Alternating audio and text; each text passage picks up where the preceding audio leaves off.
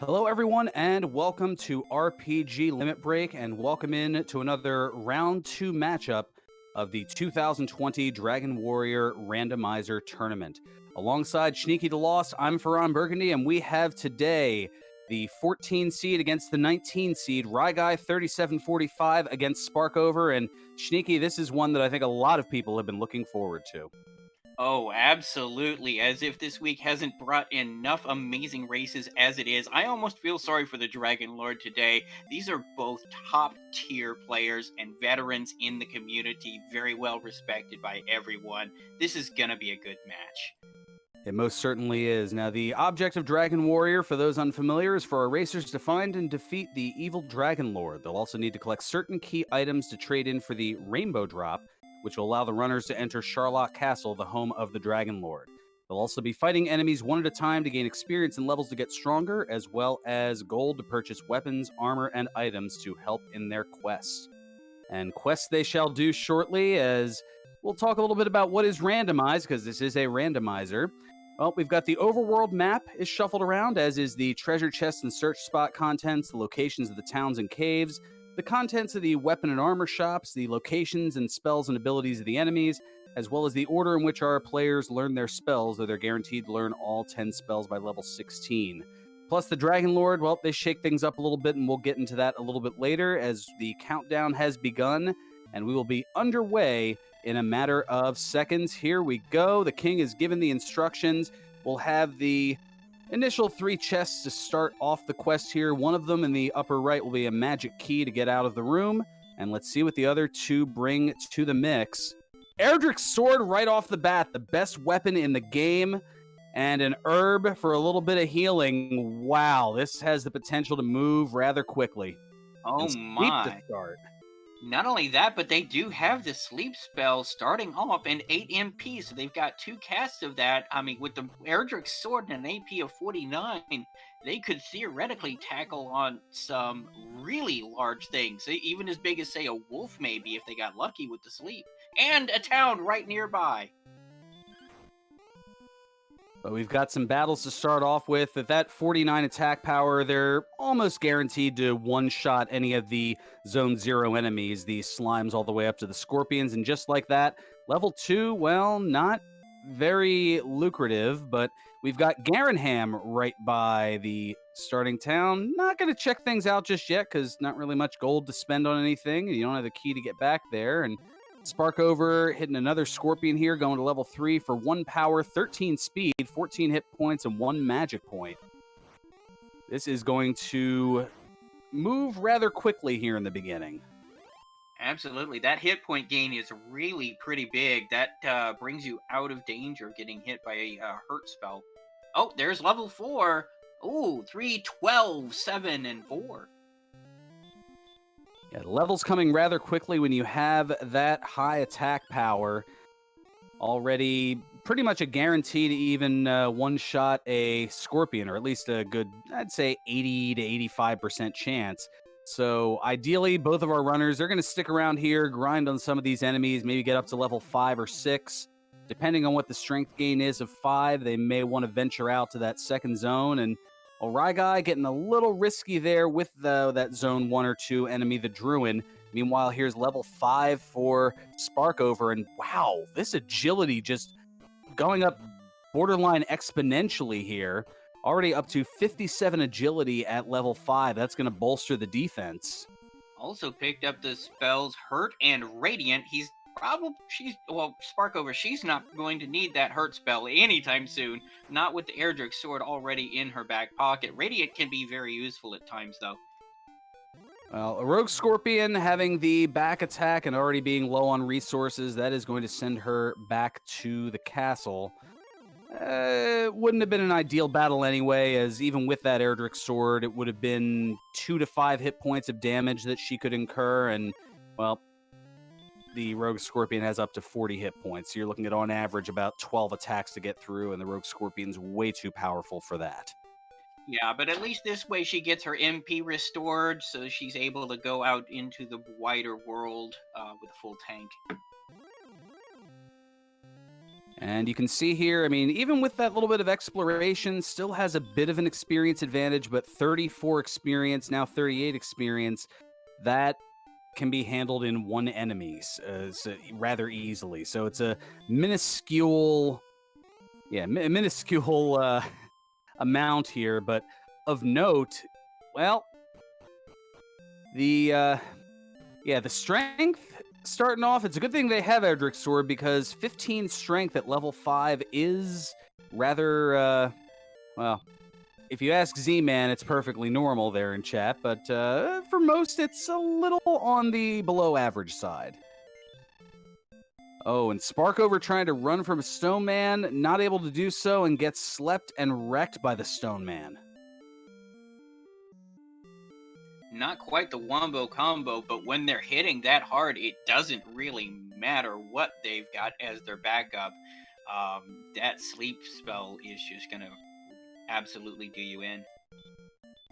Yeah, at this point with that 28 defense, the Stone Man can hit for anywhere from 21 to 43 hit points of damage. And when you have a max of 47, that's it's going to be an average 2-shot.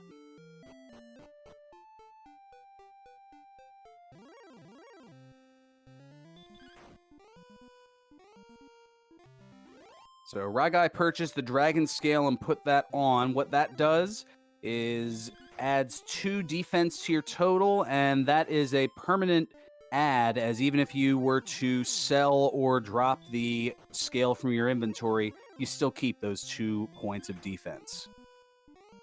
Level 6 had 0 strength, but another 15 hit points? Wow. Their hit points are certainly starting to go up. That agility is skyrocketing. Strength is still at 15.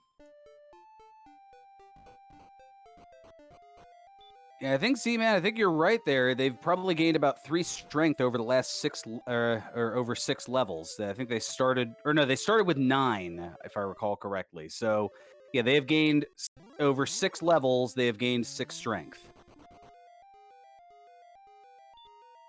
Meanwhile, Ryguy trying to run his way through.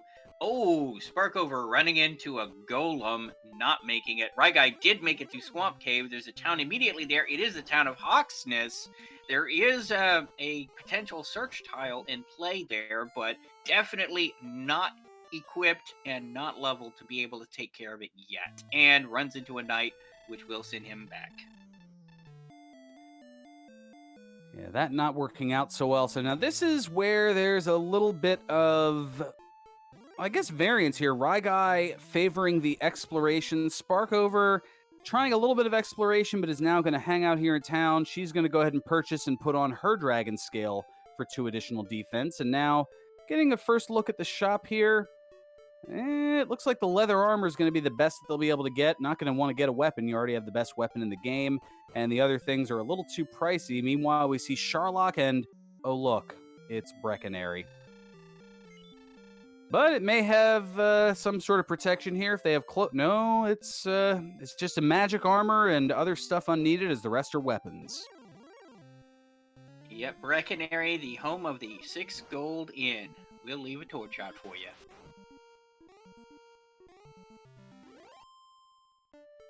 Wow, nice, excellent move or a critical hit there by Ryguy, taking out the wolf for 40 experience. Closing in, and now, Ryguy trying to use that sleep spell on the Magiwyvern, but to no avail as, well, the little bit unlucky is the Magiwyvern, they only have a 2 out of 16 sleep resistance, so that was about a 12% chance to miss, and it missed.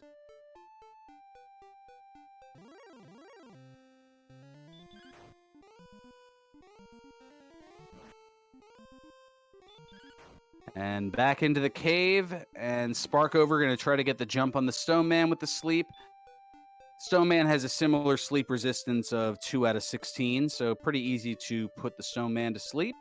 And Sparkover going to now see the abandoned town of Hawksness, where there's just a bunch of enemies here. And, well, to answer the question in chat, this is the tournament flags for the rando, so this is what you generally and commonly see.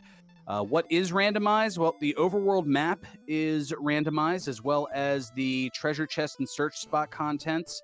The locations of the towns and caves are randomized. The contents of the weapon and armor shop. Also, the enemy locations, the enemy spells and abilities are randomized, and the order in which our runners learn their spells is randomized. And, well, we found out that along with sleep, well, the Stone Man also has that Dragon Lord 2 breath, known affectionately as the Wombo Combo. Not that he really needed it, hitting as hard as he does, but just to let you know that they're going to continue to be a royal pain in the backside, even unto the late game. Not a problem. And then once we get a little further here, once they get to that Dragon Lord near the end of the game, in the vanilla version, the Dragon Lord has 130 hit points. Here in the randomizer, it's a range of anywhere from 150 to 165 hit points. So a little bit of strategy will come into play once we get that far. And Ryguy finding Garen's Grave, which has 5 treasure chests, only 3 able to be accessed at the moment, as they need a magic key to head down into the depths for the other 2. And let's see what we have. There is a torch to start off with. We've got the fighter's ring. That'll add 2 offense, and another torch. Nothing too exciting, although the fighter's ring is certainly a welcome addition with the lackluster strength going on. But with the big stick in hand, it's not a big problem just yet. But man, I tell you what, this is turning into quite the seed already. Well, level 6, ooh, goodness. Not a great combo here for Ryguy, as the Warlock has Sleep and Hurt More and gets punched out by the Warlock and sent back at the cost of half his gold. Meanwhile, Sparkover taking out a Spectre for 47 experience. Yep. Other flags that are new to the randomizer is number 1, Scaredy Slimes. Metal Slimes always have a chance to run. Not really applicable this run, but it has been applicable in a couple. Number 2, Torches and Fairy Water can be used as items in combat to do damage. Fairy Water will do the same damage a Hurt spell does, except it doesn't check for the Hurt spell resistance, and a Torch does about half that. In addition, Repel spells will continue to function in dungeons, including Hawksness and, of course, the Final Castle. And what an MP gain at level 7. 36 MP. So now already up to 66 magic, but not a lot of spells to utilize it with. I mean, you can cast Sleep a bunch of times, as it only costs 2, so there are 33 castings of Sleep, or Radiant, or Hurt, as they all cost 2 apiece, but some of the other heavy hitter spells not quite available as of yet. No Healing Spell, no Hurt More. Stop Spell wouldn't be a terrible one, especially with those enemies that have Sleep. Tell you what, though, that sleep spell could be really useful on those stone men. They are typically not very resistant to the sleep spell. It would be a great way to guarantee getting away from them before they have a chance to return the favor. Yes, as when you put an enemy to sleep, if you attempt to run from them while they're asleep, you're guaranteed to run.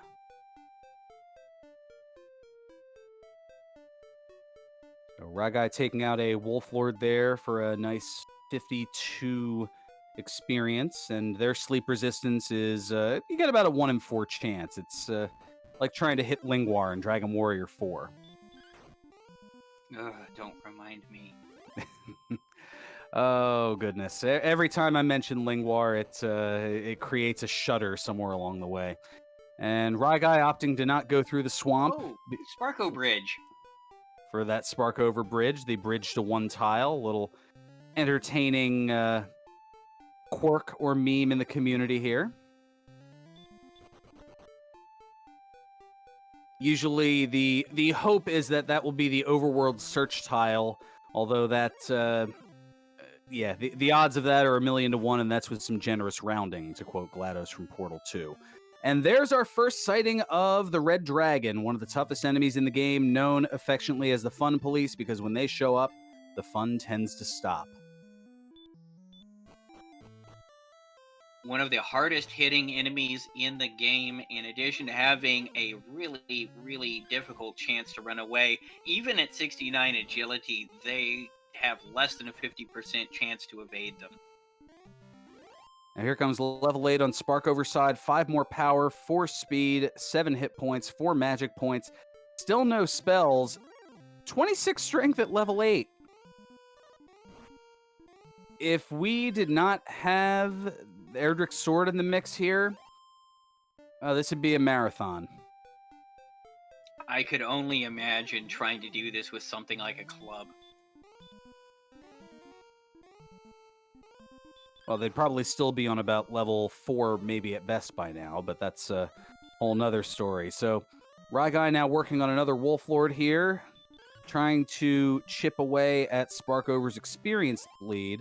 And Sparko doing a pretty good job of combining exploration with some level grinding. And it's a little bit of a... It's always a delicate balance, I guess would be a good way to put it. Oof. Figuring out, all right, how far to go, when to go, and especially having minimal healing resources other than just purchasing herbs, which that inventory goes really quick when you can only carry a maximum of 6.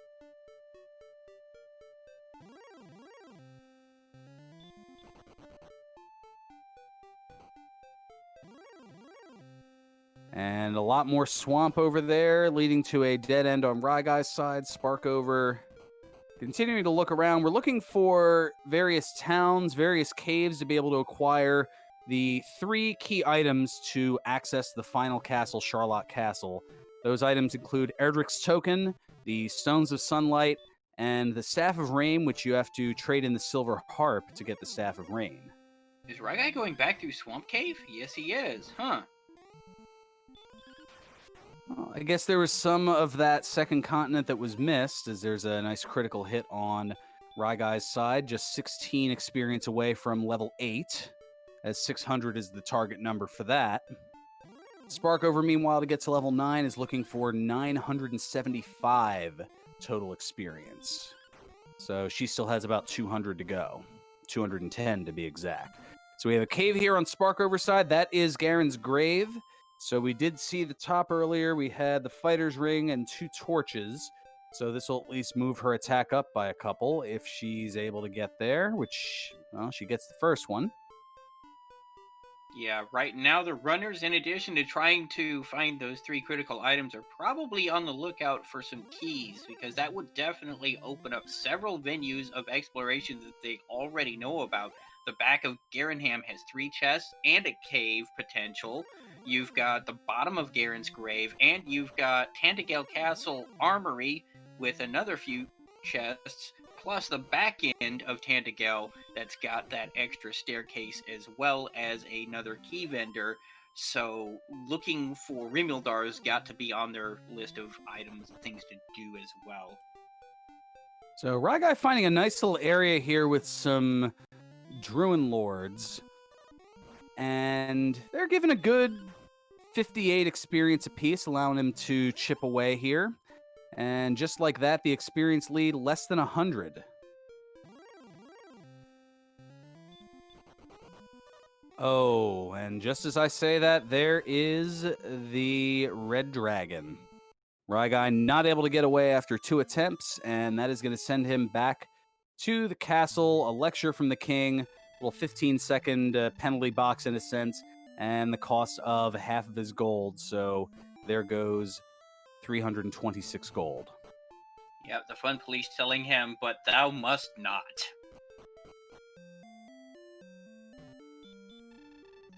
So Ryguy back into Garenham, and this is rather convenient having it right by the castle, as a lot of purchasing of herbs going to occur here, and Sparkover going to make a similar NASCAR-type pit stop.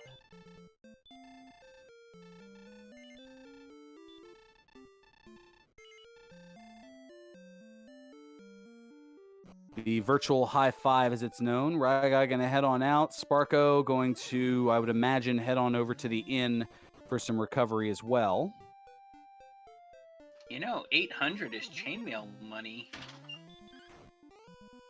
If they can find one. Well, that's been well, yeah. I mean, well, you have the 300 gold that you could use to purchase the chainmail.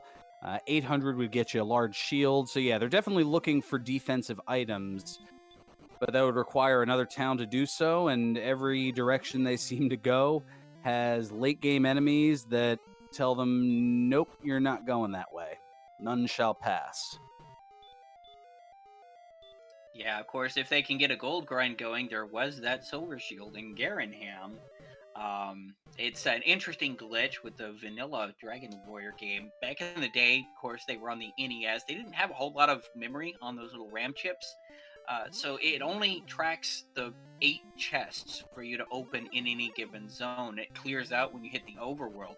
But if you were in a place like, say, Garen's Grave, you've got 5 chests there, and then you death warp, which sends you straight to the throne room. You avoid the overworld and avoid clearing that counter.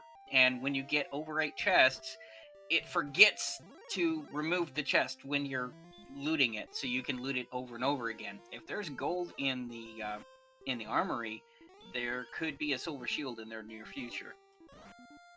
Quite possibly here is Ryguy finding the mountain cave. So this has the ability to access 5 different treasure chests, no blockade of keys, and it's a shorter trek through. Now, Ryguy trying to take on this rogue scorpion here.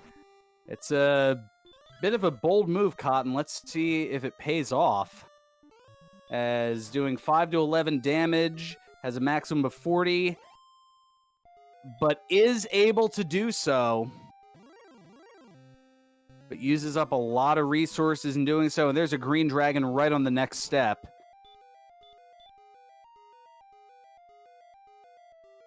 And chat noting, rightly so, that maybe throwing the hurt spell at it would be better, as that's a 9 to 16 damage average, which is stronger than your melee, and it has a 0 out of 16 resistance chance, as Sparkover did search the Sparkover tile. So the seed is jokingly validated. And there's level 9, and finally 9 power. We've actually got some strength starting to come in, but it's still only strength 35 at level 9. Meanwhile, on Ryguy's side, the first chest in the mountain cave was Erdrick's token, one of those essential items in the game here. One of the progression items.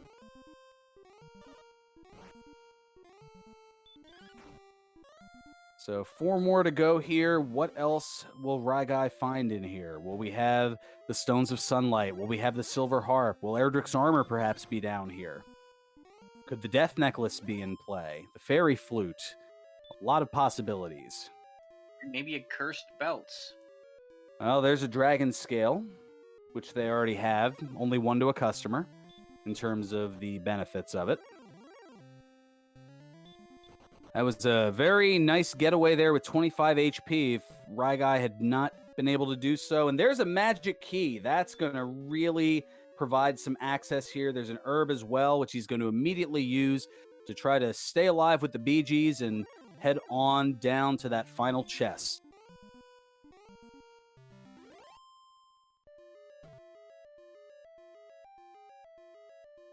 Those keys are really going to blow things open, because it means he'll be able to buy more from Tantagale Castle when he finally dies. And the last chest here is a set of wings, which works like the return spell. Meanwhile, here is coal for Sparkover. The town of Coal, and the search spot has the Silver Harp, so the town of Coal is required this time around. And in the shop, we have a lot of early stuff, but a large shield. That'll add 10 defense points to Sparko's total. Certainly better than a kick in the head. Absolutely. And now Ryguy's starting to work with those hurt strats.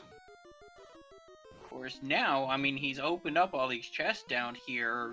We were talking about that grind, the gold grind earlier. If he warps back now, goes back and gets a key from the vendor, he potentially have a gold grind setting up. Well, this is a great play here by Ryguy, as he knew he wanted to death warp, but he had just enough castings of hurt to take out that Rogue Scorpion, which was enough experience to get level 9 right before this Death Warp. Ah, yeah, absolutely. Good play there. And the Stone Man obligingly gives him a free ticket home. Yep, a wombo combo will do. Yeah, Beta Strep in chat has it right. You don't turn down easy 70 experience in a seed like this. So Ryguy now with the treasure chest glitch in tow is going to use that one magic key to open the back of Tantagel, where there happens to be a key salesman. Now, not having a lot of gold is only going to be able to purchase 3 keys. However, if let's say there's a key in the Tantagel treasury, using that chest glitch can max out to 6. Oh no, Sparkover trying to buy some more herbs to keep herself going and has run into the true villain of the piece, NPC pathing. Well, and there's the gold, so there's that potential gold grind. But we have the item. It's a bit of an item glitch. The game doesn't know what to do with the text, and Sword Magician ends up being what's noted. And we see, all right, there was a cursed belt in the bottom right. We had gold in the bottom left. I believe we had the death necklace in the upper one and the fairy water in the middle.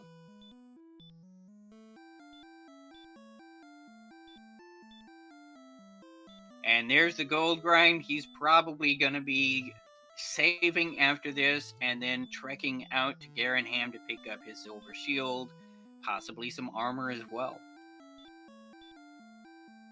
Yeah, the most potential I could see being taken here is 22,500 as far as gold. And the purpose of that is the best shield and armor that money can buy. As the silver shield, the best shield in the game, that gives you 20 defense, but at the cost of 14,800 gold. And then you have the magic armor, which is the second best armor in the game. That gives you 24 defense, but at a cost of 7,700 gold. And we did see that at the Breckenary shop, as I recall. Yes, the Breckenary shop did have the magic armor, and I believe we saw that silver shield right there in Garenham. Neither of those towns are very far off, so I could definitely see this happening. Oh, Ryguy, okay, it's going up to 24. Maybe figures, all right, a little extra key money, perhaps. I mean, the last thing you want to do is use your last key without a way to replenish them. Well, it could be key money, it could be extra herb money, because they still don't have a heal spell here at level 9. Hey, man, I gotta get that herb. Yeah, or, as Lorgon points out in chat, it might be in the middle of the grind and going, oh wait, I have Erdrick's Sword, I don't need to go up any further. Or maybe he was thinking, all right, I need another 1,500 for the broadsword, which on top of that 22,500 would be 24,000. So there's a couple of different possibilities. Force of habit. Darn those nuns. All right, so in the back of Tantagel, we have the trading cave for the Staff of Rain. Sparkover, once she has access to keys, she'll be able to go back there and trade that harp in for the Staff of Rain.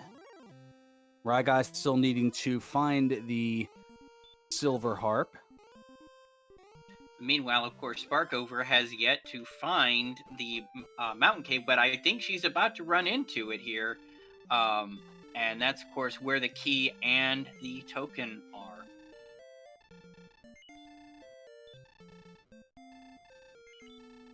So Ryguy maxing out those herbs once again here.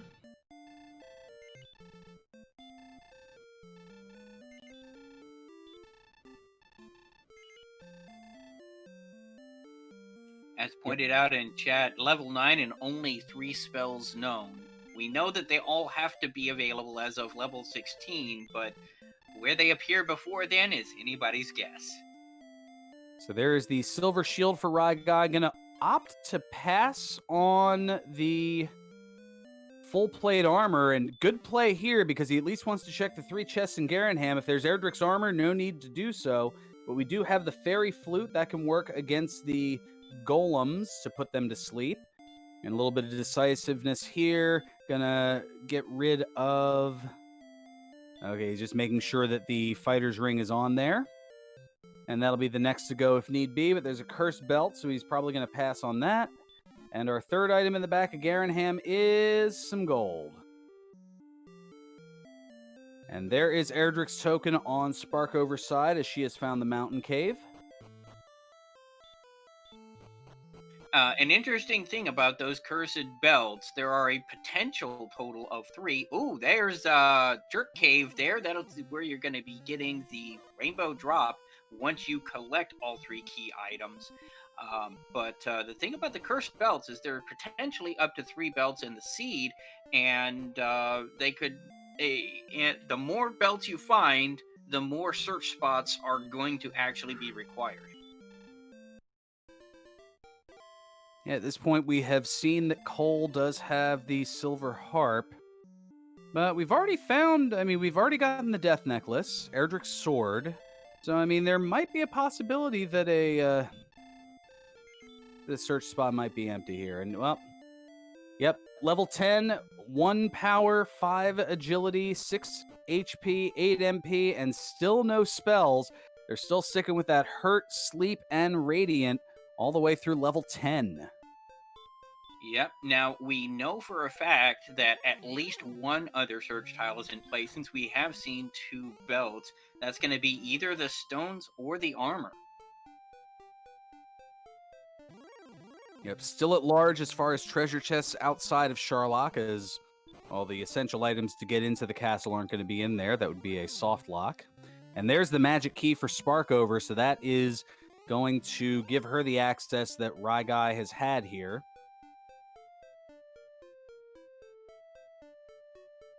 But we still have the 2 remaining chests deep in Garen's grave. We have the Tablet Cave, the Vanilla Stones of Sunlight Cave, and the treasure chest in Rimeldar behind the 2 doors.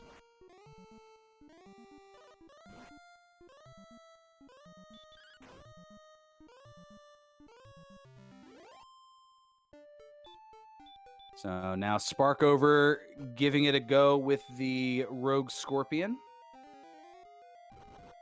And with that 78 attack, is opting not to use the hurt spell because it's pretty much the same as using the hurt spell with the melee. It's 8 to 16 damage at that 78 attack power. Star Wyvern, though, is a little much. Little much. A little bit of a jerk bird going on there. But yeah, no, she is going to play Barbarian Spellcaster. I cast Sword to the Face. That certainly gets it done here, but here comes a treasure chest glitch, I would imagine. She's going to go ahead and purchase some more keys in the back of Tantagel. Meanwhile, Ryguy is diving the grave. So we'll get to see what the 2 chests are, hopefully here, deep in Garen's grave.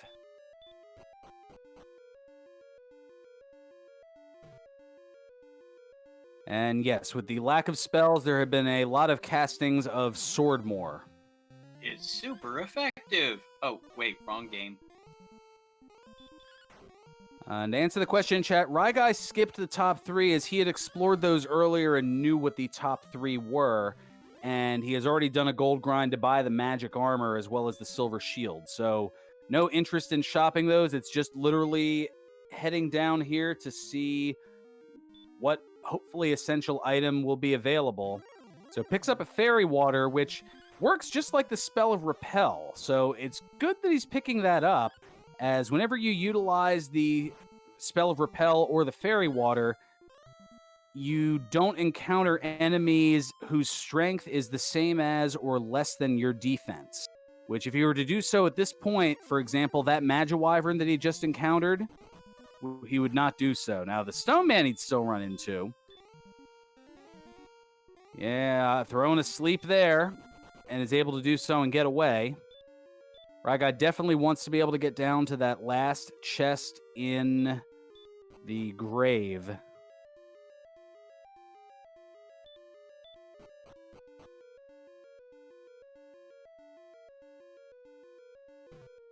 and is a little bit away there. Meanwhile, Sparkover taking advantage of the treasure chest glitch and has gotten a bunch of gold.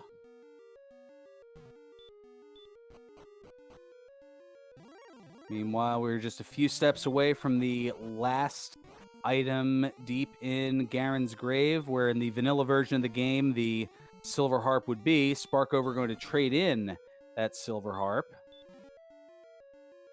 And deep in the grave, we have another magic key. So Ryguy unable to cast outside, so is possibly going to take the long walk out of here, or may more than likely death warp. But going to try to get some experience along the way. Nope, he's going to death warp. He's looking for that stone man. I honestly can't blame him. It's a long way back.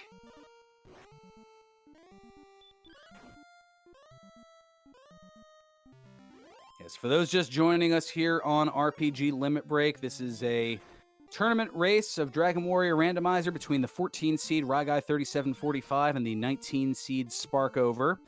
We had a rather fast start with Erdrick's sword in the throne room, but the stories of the seed thus far have been the rather low strength gains, as they started with 9 and have gone up to 36 by level 10.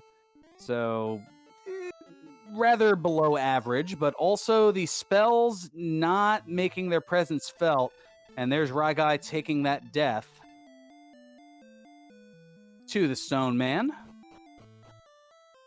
He's a stone man.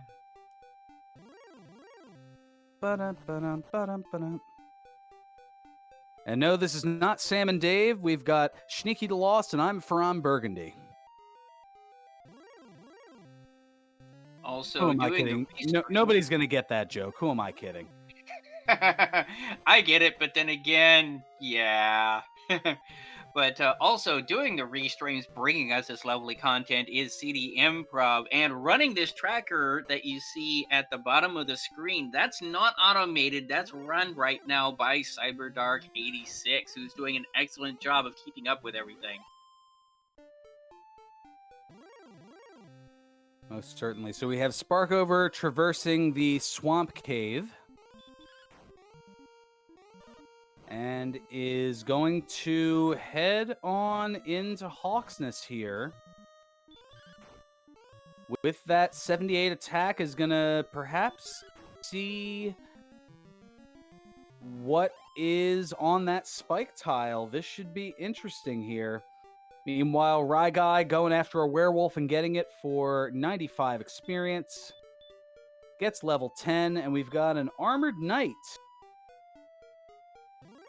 Not necessarily what she was probably hoping to find. We do affectionately refer to them as the AK-47 in the community due to how hard they hit. Yeah, that's not going to be doable with their current stats. No, at this point, with that 78 attack power, you're looking at a damage range of 8 to 17 on the Armored Knight, and the Armored Knight can have up to 99 hit points. So even if you roll average numbers on the attack, you're looking at having to last 8 rounds, and the Armored Knight just hits too hard, even with that 87 defense. Yeah. Now, it was mentioned in chat something interesting. You could have just hung around in Hawksness. You had several viable grinding counters to maybe do a bit of grinding, but Sparkover seems more intent on trying to find more stuff, and, you know, I can't blame her.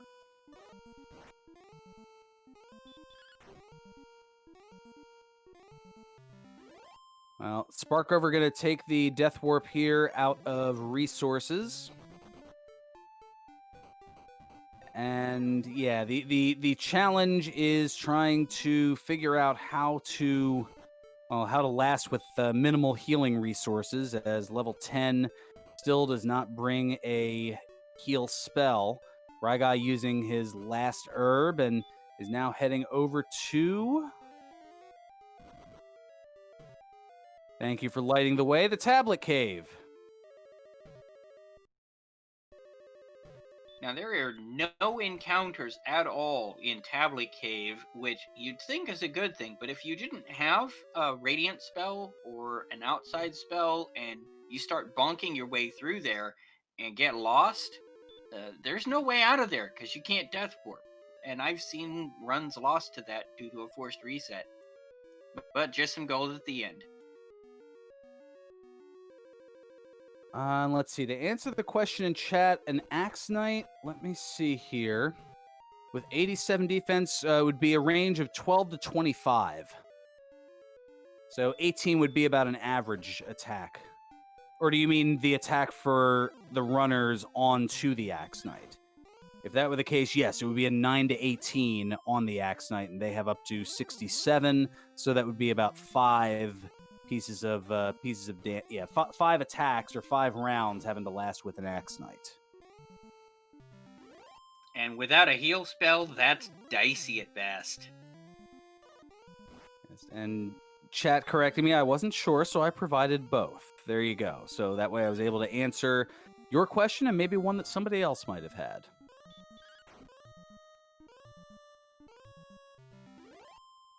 But Lorgon is correct. It's going to be a little bit before they defeat any Sharlockers, any of the enemies that you would see in that final castle. Although we say that, and Ryguy has already taken out a werewolf, but just one.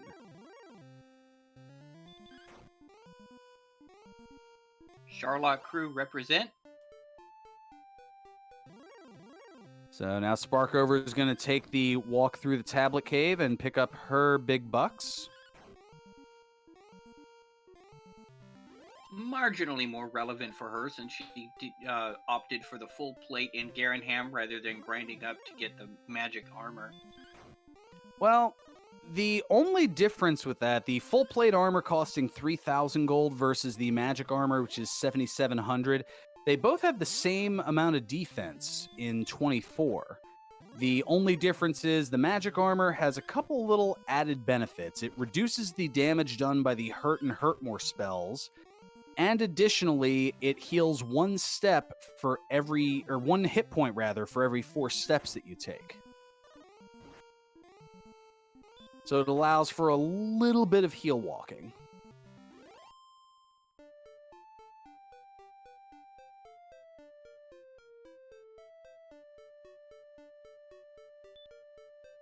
I've seen at least 1 hurt more out of something. I forget what it was.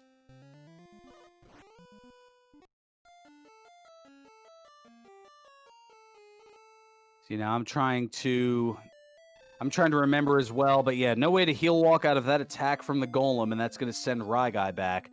Meanwhile, Sparkover with that Wolf Lord crossing over the 2,000 experience mark. 2175 is the target number for level 11, and she is just 129 away now with this Wolf Lord, down to under 100 away, 77 to be exact. Yeah, at this point, the 2 runners are still relatively close. Sparkover does have the advantage of already having the Staff of Rain. Ryguy has not yet found coal, which is where the harp is, but once he does, that will even out pretty darn quick, so still anybody's match here. And finally, at level 11, there's a spell. It's the spell of return. But yes, a great point in chat. Don't look now, but Ryguy has kind of quietly cut into Sparkover's experience lead. It was up around 400 to 500. It's now down to a little over 100.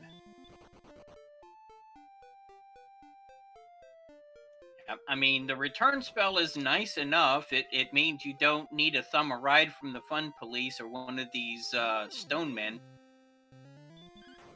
Because they've certainly done plenty of that thus far. And now Ryguy going to make his way through the Swamp Cave. And check out a little bit more of the second continent. I don't believe either of our runners, understandably so, because they don't quite have the resources for it, but I don't think either one of them have checked the spike tile yet, have they? In the Swamp Cave? No, neither one of them has actually checked that spike tile yet. Which, considering there's an armored knight in Hawksness, might be a more viable grind, especially given its proximity to the castle. Yeah, there is a good point to that. But yeah, they're not going to be able to beat anything on the spike tile as of yet. You want to be able to No, find that when you have something like Hurt More. or at least And a heal more.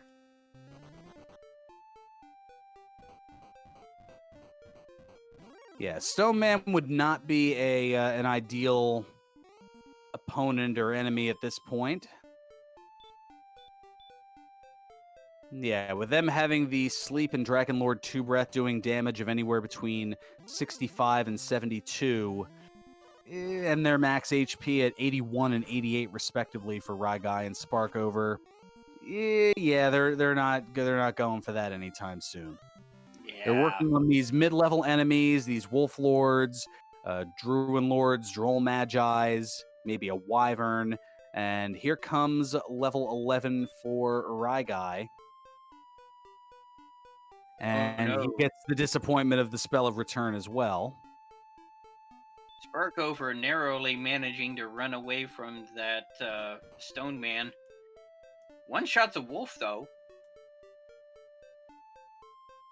Yeah, both up to 85 attack power. It's slowly starting to creep up. Ooh, new cave and a town. There's the town of Rimbledar. I mean, they've had keys for a while, so it's not as exciting. But there is a treasure chest in there that could have something juicy. Or at least some gold. Oh, you made your money back and then a little bit more. I mean, 2 keys is worth less than 500 gold. Yeah, at least in this town, a key is 53 gold. It's your only open access to a key shop. Rimuldar, the place to buy keys. They have that on a signpost right out front of town. Welcome to Rimuldar, the place to buy keys.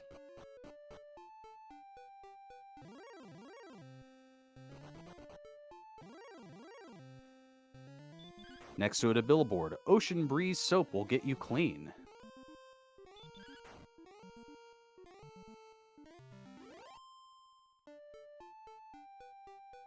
No Muppets Take Manhattan fans out there? Okay.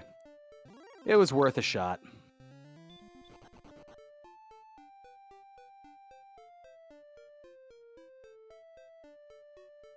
I think you owe me a new keyboard. Oh, goodness. Well, it's an old reference because I'm an old person. Yeah, that one caught me a little bit by surprise there.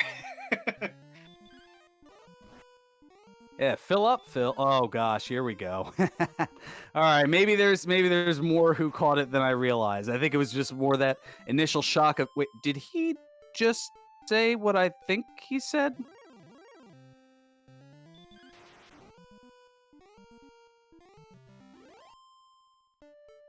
And there's the front end of Sharlock, which we had seen the back end of before, but now here's the actual front door to get into it once they get that rainbow drop. That's useful information to have.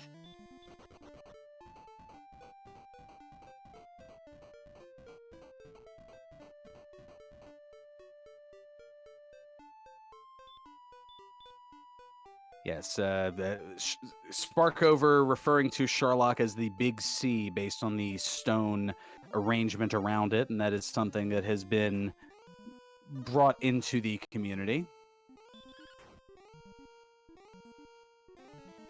A good point. It was a joke grenade. It just takes time to go off. Remember, when you pull Mr. Pin from Mr. Grenade, he is no longer your friend.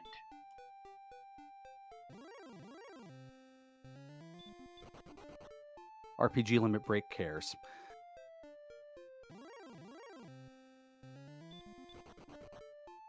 Yep, 45 minutes in, still no heal, much less a heal more or a hurt more. And as the levels progress, it takes more and more experience to gain another level. The next target number for both of our runners is 3,000 even.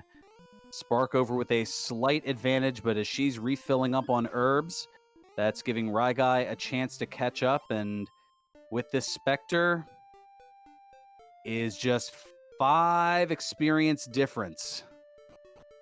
25-12 to 25-17. So this is neck and neck, and here is Ryguy in coal. He's going to pick up that silver harp, which is really going to even things out between these players. He knows right where the staff cave is, so that's going to be really easy for him to do. Next time he dies, he can just go back and get it. However, we're down to just 3 spots where that other essential item, the Stones of Sunlight, could be. It's either going to be in the overworld search spot, wherever the coordinates would be, which means our runners will have to find the town of Cantlin to acquire that information. It could be guarded by that armored knight in Hawksness, or it could roll vanilla and be in the Vanilla Stones of Sunlight cave. Wherever that might be. Yes, which is yet to be found. Ryguy going ahead and trading in the harp for the staff. Good move. That way you don't forget to do it later on. Go to the jerk and he kicks you out because you don't have the staff, you just have the harp. And to answer the question in chat, how many cursed belts so far? We have seen 2. One was in the bottom right chest of the Tangential Treasury. The other was one of the 3 chests in Garenham. So we know at least one of those 2 search tiles is going to be in place since we've seen 2 cursed belts.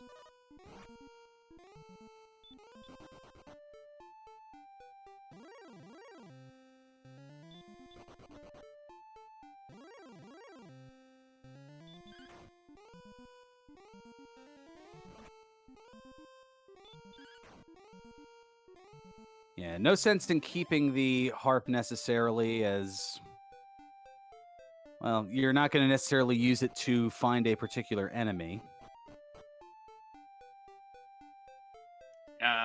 Little known ability of the harp is to be able to summon an encounter automatically on the tile that you're on. Not as useful, unfortunately, given the relatively high encounter rates of a lot of different places these guys have access to. And to be fair, yeah, you got better ways of grinding it. They're more interested in exploration. They're looking for the Stones of Sunlight and the Erdrick's armor before they're going to be really wanting to grind. So Sparkover, meanwhile, is diving Garen's grave.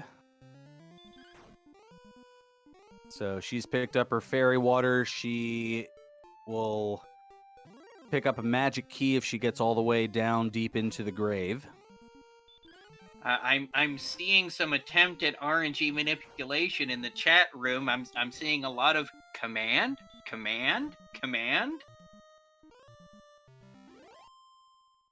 Yep, and with Sparkover out and about here, the experience differential growing back to a little over 300 here.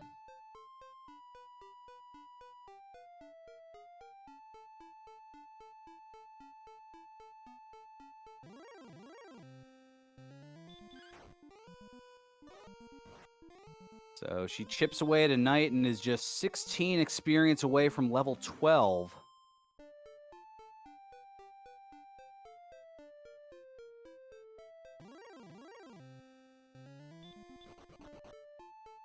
Now, Ryguy sees a cave here. Is this one that we have seen? Yeah, okay, yeah, that's we've been there, done that.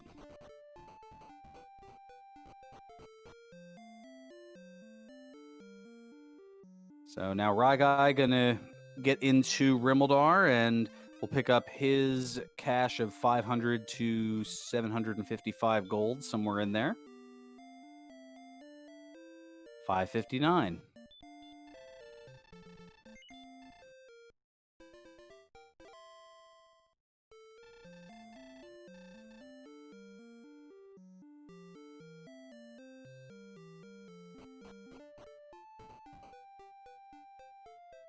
Of note that the victor of today's match is going to be squaring off against the winner of the race between Angel FM and Lord of the Synth in the next series of rounds.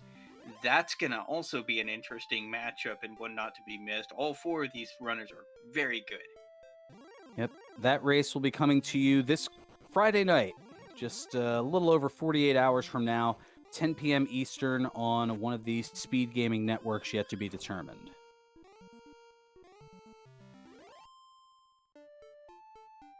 And here comes level 12 on Sparko's side. We've got 3 power, 2 speed, 3 hit points, 7 magic points, and the spell of Repel. Still no heal spells. Still no hurt more.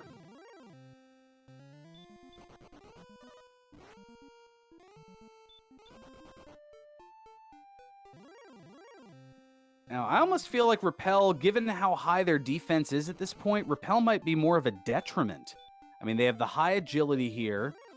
They've got the defense up in the upper 80s, so if they were to cast Repel, well, in Sparko's case, she'd be able to repel that green dragon that she just encountered there. Yeah, but on the whole, you're going to be repelling most of the critters that you're going to want to be actually taking on right now that they're able to safely take on without some kind of a heal.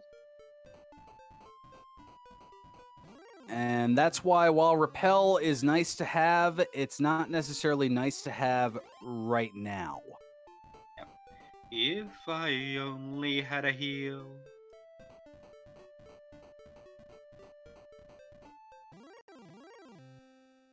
Well, and now chat discussing the possibility of the Erdrick's armor, the best armor in the game, being in Charlotte Castle. That is something that can occur based on the recent changes. And, ooh, Ryguy getting back attacked and wrecked with the DL2 breath from a lewd and rude stone man. Level 12, no healing whatsoever other than herbs. I guess you could call this seed a heal face turn.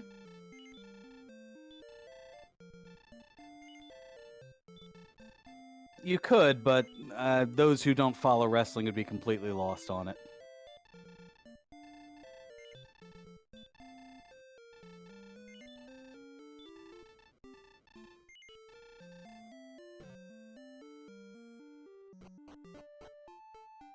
So back into Garenham goes Ryguy, and Sparkover going to stay at the inn at Rimmildar.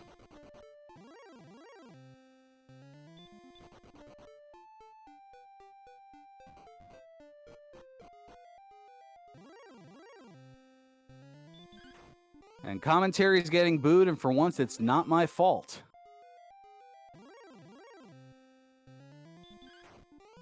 It's a Christmas in July miracle.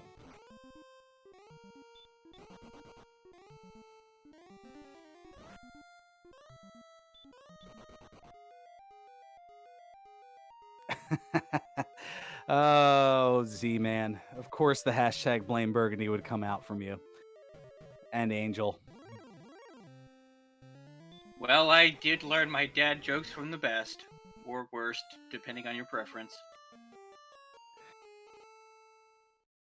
And the Stone Man continuing to create havoc for Ryguy.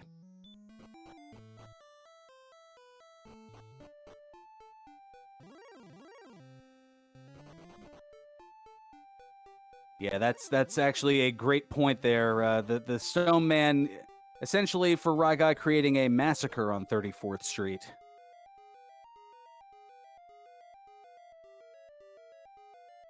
Yeah, it looks like the Stone Men are just another brick in the wall.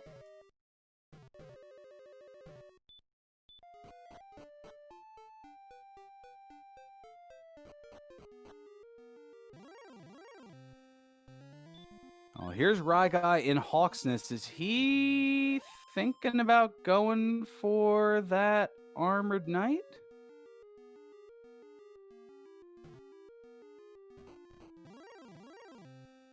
He is making a beeline for it.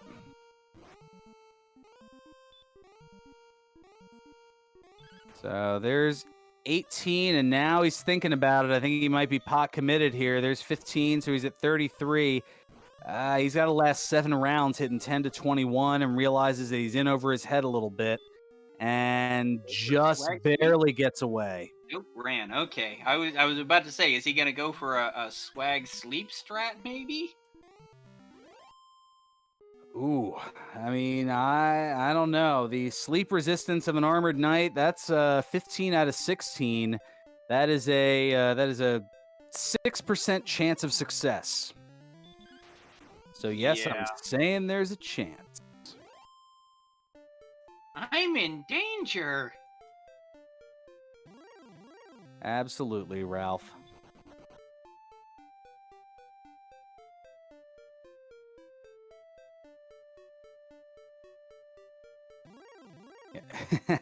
Up to NG with a good point. And then a 1 out of 3 chance of it waking up immediately.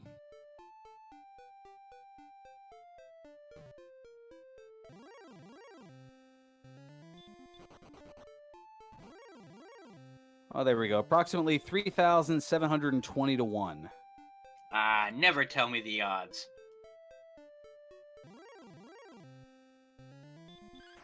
And Sparko taking a death as well.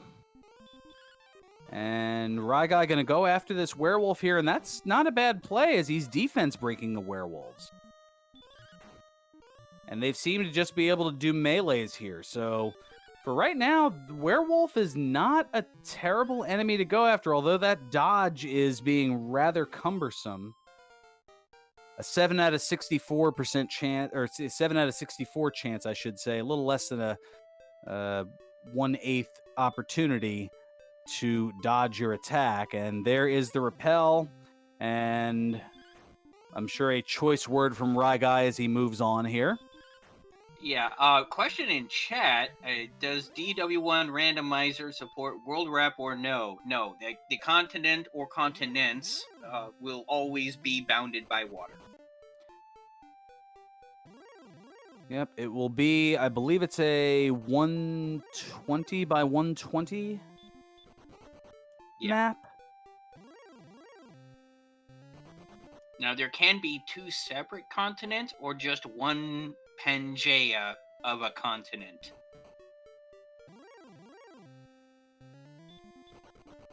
And that, folks, is your word of the day.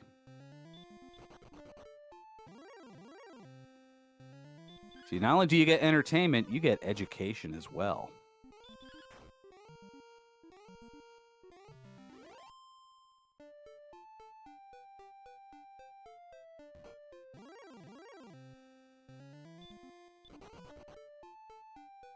Oh, and there's a red dragon, but Ryguy gets away from it. That 86 agility paying off.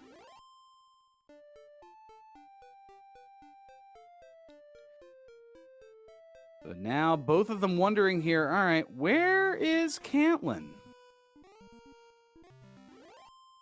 We still haven't found Cantlin. We also still haven't found Freebie Cave either.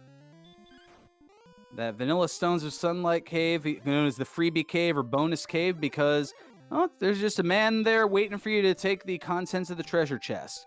Nope, we have not seen the Vanilla Stones of Sunlight Cave. That is one of 3 search spots and or treasure chests that have not been found outside of Charlotte Castle. So we have the Vanilla Stones of Sunlight Cave, we have the overworld coordinates if there are any, and we've got that guarded search spot in Hawksness where the armored knight looms.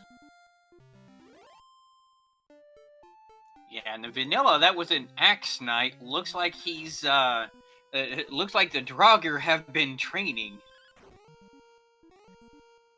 Yep, little 80s montage, a little pump and iron, and the armored knight, the axe knight becoming the armored knight in this seed.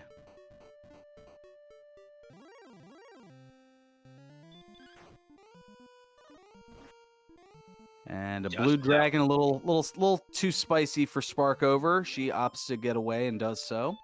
And The Knight's not a bad play either, as you're also defense broken there. So now what I mean by defense broken is when your defense points are the same as or higher than an enemy's strength, a different attack range is calculated, resulting in less damage, and in some cases all the way down to 0 hit points. They can just swing and miss. So in the case of a Knight, with their defense power, the most that a Knight will hit for is 13, but they can go as low as 0. But they have heal and hurt more. So that can be a bit of a problem. And speaking of problems, here is a Warlock that is that almost slept and wrecked Ryguy there, but able to get away for the 28 experience. Now, that magic armor just saved his bacon. If he didn't have the magic armor on, that Hurtmore could very well have slain him immediately. And that is a difference that Ryguy has that Sparkover doesn't, even though their defense points are the same. Ryguy has that ability to do a little bit of heal walking, as every 4 steps taken, it heals a hit point. And it has that reduced damage by the hurt and hurt more spells. And there is, looks like the cave and Cantlin here. So there's the 3rd Cursed Bell to the Seed. So it looks like we've got Cursed Bell action. That means that both of the other search spots are definitely in play, which means they have to be the Stones of Sunlight and the armor, respectively. Well, Ryguy gonna go to the inn here. And recover, gonna herb up, and we shall see momentarily what the coordinates bring into the fray. The coordinates brings the armor. That means that Armored Knight is a mandatory kill to get the Stones of Sunlight. That's gonna be a very unpleasant surprise to our runners. And Lorgon noting that Sparkover died in the swamp trying to get over to there at the 47-minute mark about 18 minutes ago. Ryguy had that heal walking and was able to make it. And that may well have been the difference.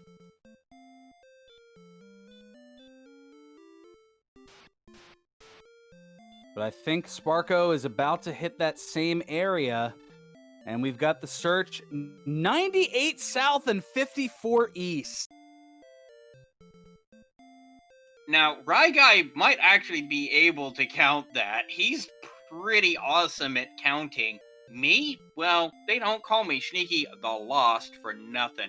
I definitely think, though, that in most cases, this would be a seed for the Gwenolyn positioning system. Well, Ryguy might be able to count this, but just because you can doesn't mean you should.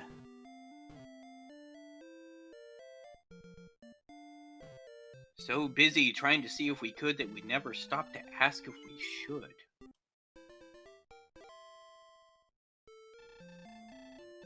Yep, just able to hang in there. Yep, makes it with 1 HP left, no death warp. So we know the coordinates are going to bring something. So that does lead to the question, do you count that out? Potentially with a reverse count, figuring, all right, because it's a 120 grid, you figure, all right, if you count down from count up from the bottom, you'll have a pretty good idea of where 98 south is. And Sparko going to get those same coordinates just about a minute later here. And there's a little under a 500 experience difference between the two. And that can go by real fast, especially once they get a decent grind going. But no, if I saw those coordinates on anything I was running, I wouldn't even bother trying. I would just go grab the princess, check out the Spike Talon Swamp while I'm at it, which might be a viable grind point, once we get some kind of ability to recover our hit points. Radical concept, I know, but, just saying. Well, we're not too far away from level 13 for Sparkover, 4125 the target number. Ryguy about halfway to that level. So he's just going to go and see what's there and maybe try to take it out. It is an Axe Knight. Now that's a much better target for grinding on, especially once they get. Oh, Oh, but it never has mind. sleep. I stand corrected. It's got a sleep spell. And neither of our runners have stop spell yet. Oh no, it has the Wombo combo. The sleep and the Dragon Lord 2 breath. Oh my goodness. To quote Jar Jar Binks, how old? I think Stephanie from Full House might concur with that. So, I don't know. Does Ryguy... Oh, gosh. Well, here is level 13. 1 power, 1 agility, 8 hit points, 5 magic points, and the Spell of Outside. Still no heal spells at level 13. Still no hurt more at level 13. Still no stop spell to be able to try to hold off that sleep from the Axe Knight.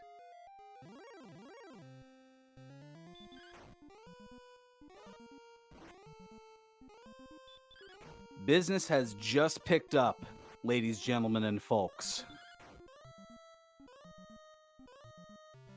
So, we're probably gonna need to find a better place to grind a few levels here.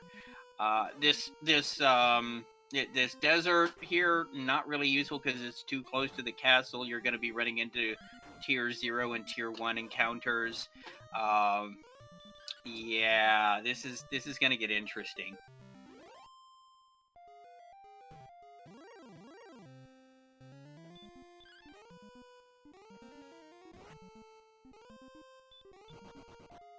Yeah, but of course they have repel as noted here, as noted in chat, I should say. So a couple of herbs utilized here. So what do you do? You know, this is at this point to answer the question, chat. They both know just about everything. They know that they have coordinates. They know that those coordinates are less than ideal. They know that there's an armored knight in Hawksness that might be guarding something as well. Now we know that those coordinates, they could lead to the Stones of Sunlight, which is needed. Or it could lead to Erdrick's armor, but I have a feeling that it might more than likely be the stones, but we don't know. Well, there is... Oh, not able to get it. Big oof. Tried. Yeah, made a valiant effort. But, yeah, I think a mid-level grind here is gonna be in order.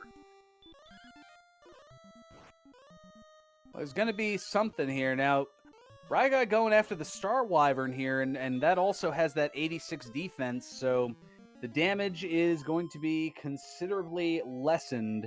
That's also going to be, nope, that's going to be a 0 to 15 range. And I think that's, yep, Ryguy's just going to go for that grind here.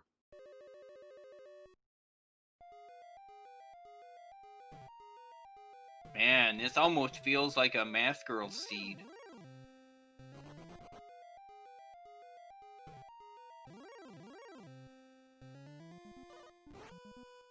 Well, it certainly is bringing some intrigue here, that is for sure. Whoever is going to advance to the next round is definitely going to earn it. At least, though, they get a couple of week break, as next week a lot of the bonus bracket races will occur to help kind of ease the load of things here. So we'll have a little bit of time to recover as this goes on here, and they'll be able to get an idea of who their opponent's going to be. The winner of this will take on the winner of Angel FM and Lord of the Synth.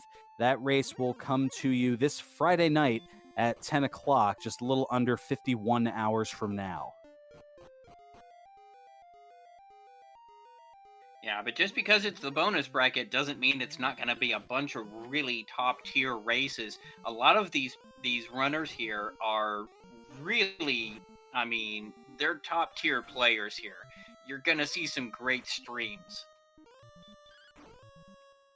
And I'm in there as well. No.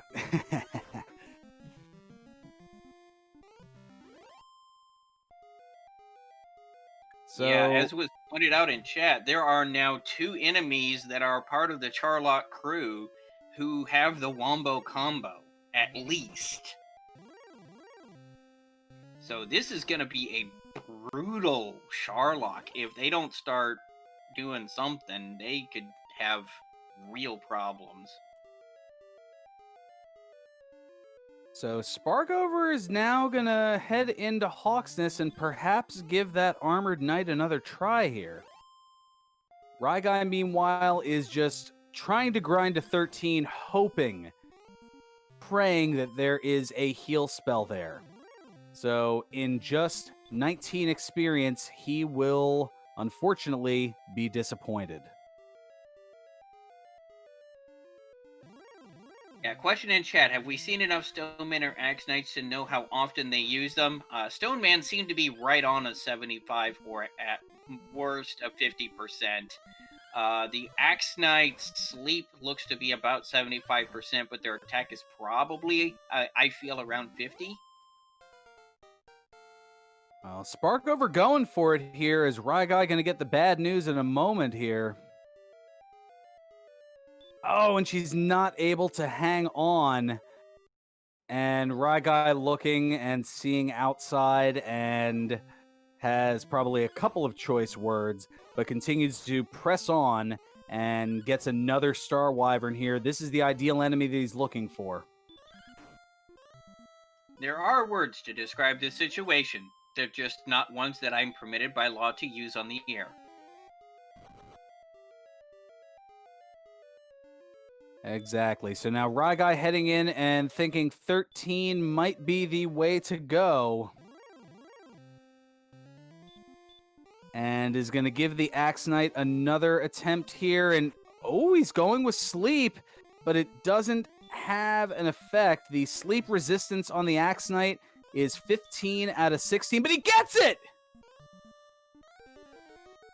Oh, and he wakes up after the first turn! And then Axe Knight returns the favor.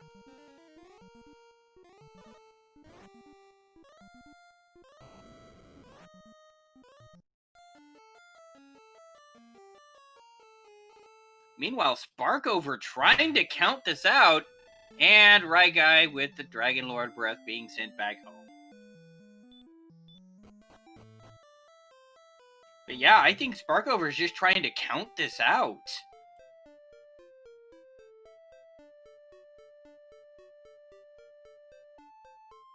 I mean, mad props if you can actually pull that off. I know I wouldn't be able to, but then again, there's a reason I'm not in this tournament.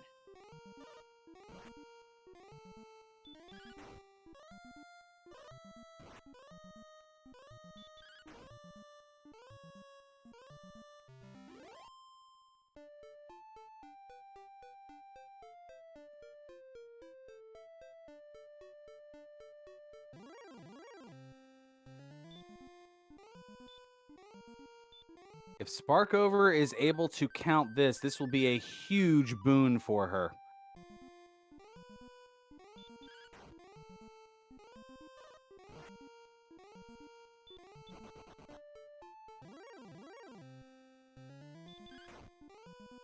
Well, attempting the fairy flute, and you have to wonder what the play is here. I almost feel like Ryguy going for those Star Wyverns, that seemed to be a rather beneficial play for him. Allowed him to catch up on experience, or at least get pretty close to where Sparkover is. Their differential about 300.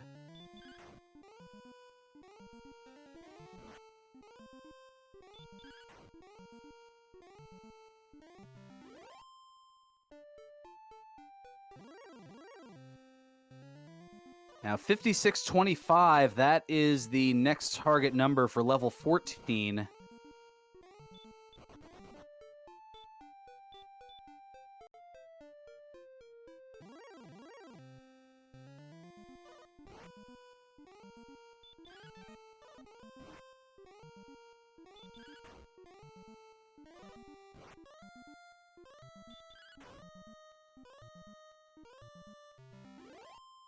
So this is rather interesting here. So heading into Breckenary is Ryguy to recover some resources. The least expensive inn in the entire game. Not that money is an object anymore. Well, she's doing a search here. She thinks she's got the line.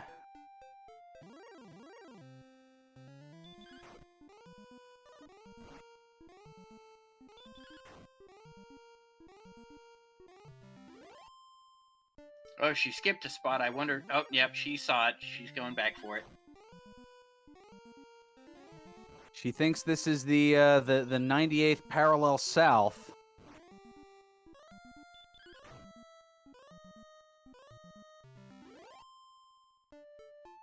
Oh, is it possible it's on the other side of that body of water? Is it second continent?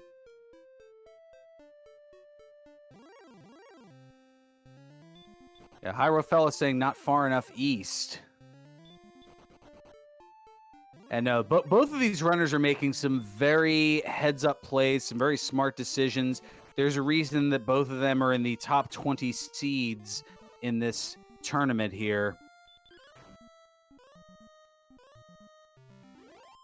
And Sparkover looks to be temporarily abandoning, and as she's heading back into Hawksness.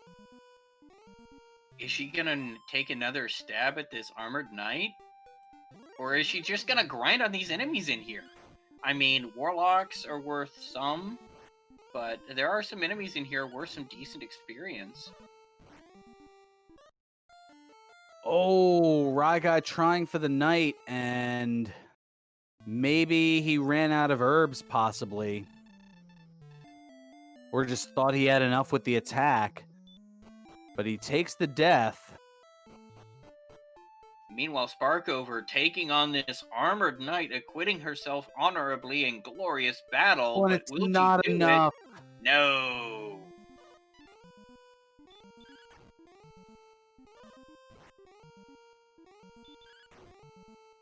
And she was up to 93, and the armored knight has a max of 99. So it rolled high. It can have as low as 75, too. She also had some low rolls in there as well, but she knows that she is close.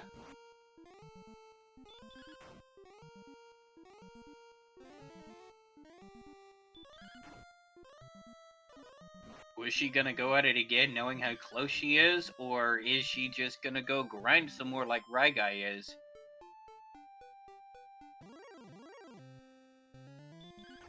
Well, Ryguy, I think he's just swinging at everything that he can kill, although, that being said, he has caught up here in experience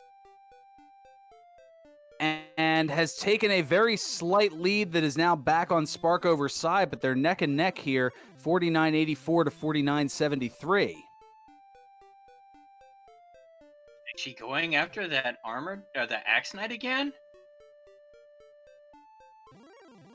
Well, you have to wonder, almost 82 minutes into this, might there be a bit of a concern? You figure, I started off with the sword. I know that there haven't been spells, but maybe my opponent is doing something that I'm not. And there's the sleep from the Axe Knight. Gets another attack. There's the sleep again. I think that might be 75% on the sleep. There's an attack. Another attack. Not using that breath. But there's the breath, and that's going to send her back. Yeah, the breath is 50, maybe even as low as 25%. But when you're asleep for 4 turns, GG. To answer the question in chat, is there any chance of the runners landing sleep on the Axe Knight?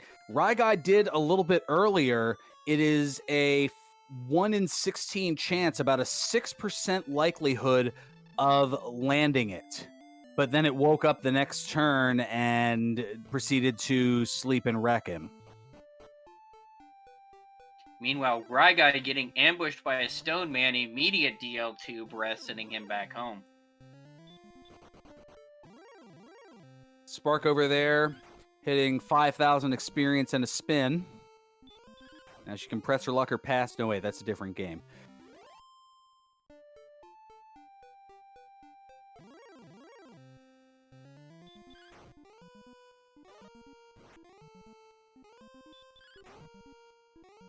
And we have high spirits in chat noting the next level will be heal, still not useful enough to progress. I don't know if that is inside knowledge, schadenfreude, or a combination of the two.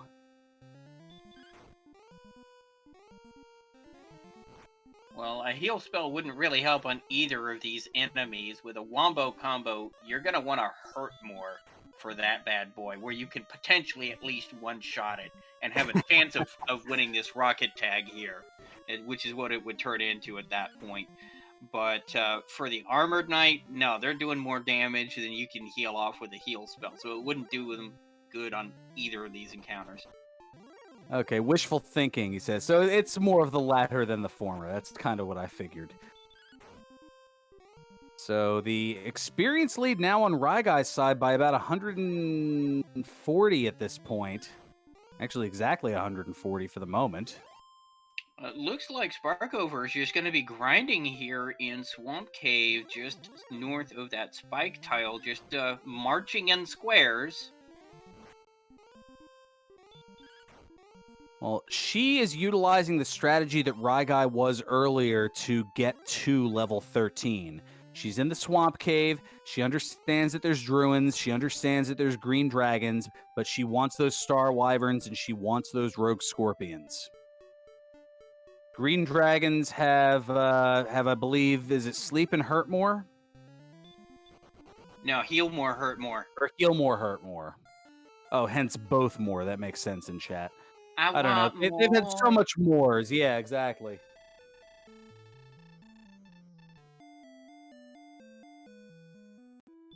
I knew you were going for one of the songs. I'll go the disco route because, you know, I've got an afro. It makes sense.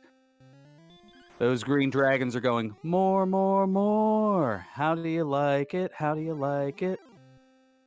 The answer is not very much.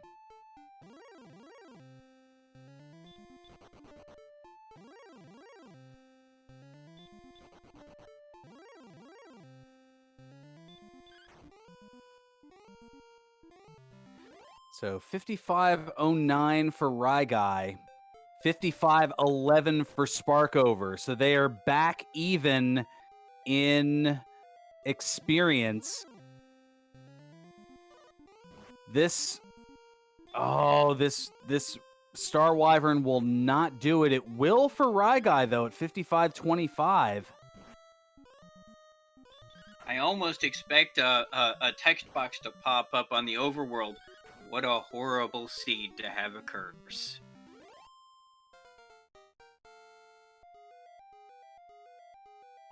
I don't know. Text box are a bit of a touchy subject. Here's level 14. 4 power, 3 speed, 4 hit points, 6 magic points, and there's heal more. All right, that's gonna help.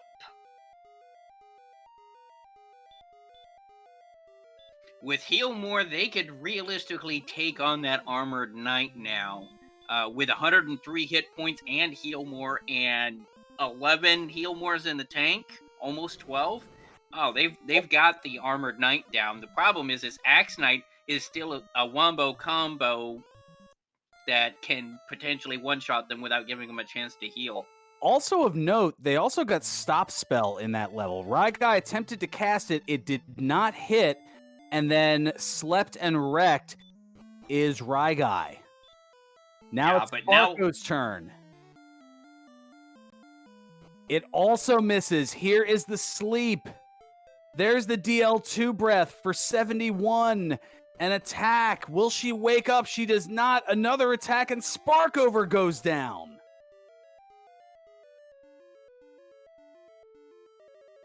Oh, but thou must sleep.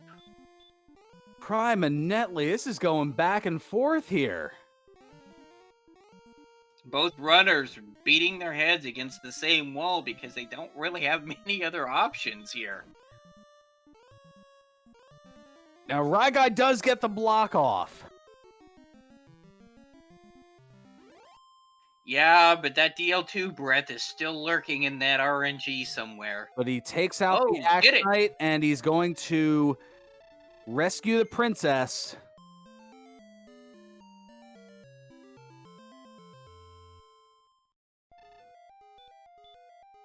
Chat saying go to the Armored Knight, and that's not a bad idea, but I mean, you're already here. Yeah, he's going to return. He's going to... And this might... You know what? Hey, the play might be...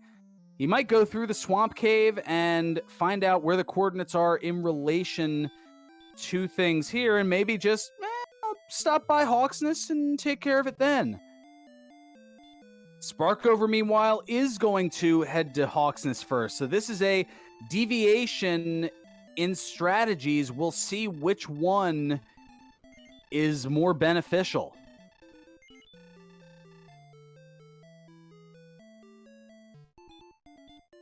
Now, since we know there's only 2 items potentially left on the search spots, and we know that both search spots are in play, there's not going to be any good items left in Charlock, so we won't be playing the pyramid game tonight. All right. Gets away from a Stone Man, does Ryguy, and there's the heal more on Sparkover side, and she's going to go for the Armored Knight who back attacks, but right on her heels is Ryguy, and he's in Hawksness. Yeah, I just wanted to drop the princess off before taking on a risky fight. The last thing you want to do is die, unfortunately, and then have to go through that Axe Knight again.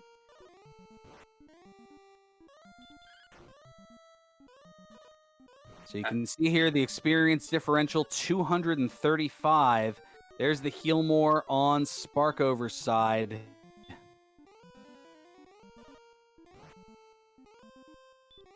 And she is the first to do it here. And it's the Stones of Sunlight and Hawksness. So that means the overworld search spot is Erdrick's armor. Which you still really, really want to get, especially with these stats. Level 14 and only 51 strength. You are not going to be taking on Oh, any goodness, fragments no. of that. So it's a matter of, all right, is the grind going to be the case? And this is another deviation here. So Sparkover's going to stick around, it looks like, and do the grind. Ryguy knows that the armor is out there. 87 north and so 87 south and 12 east. So it's in that direction. Just head a little further south, a little bit more east, and you might be there. That was an intentional death warp. She was actually using the dragon scale to guarantee the death warp. Looks like she's going to be, going after the princess now? Or is she going a different way? Maybe she's going to trade in for the rainbow drop and get that out of the way. Meanwhile, Ryguy taking out a blue dragon for 180 experience. Because Game Boy's here.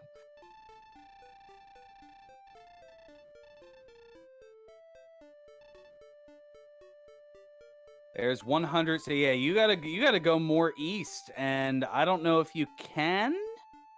Is that all blocked off? Yes, you can. You can sneak on through there. Sneak on through to the other side.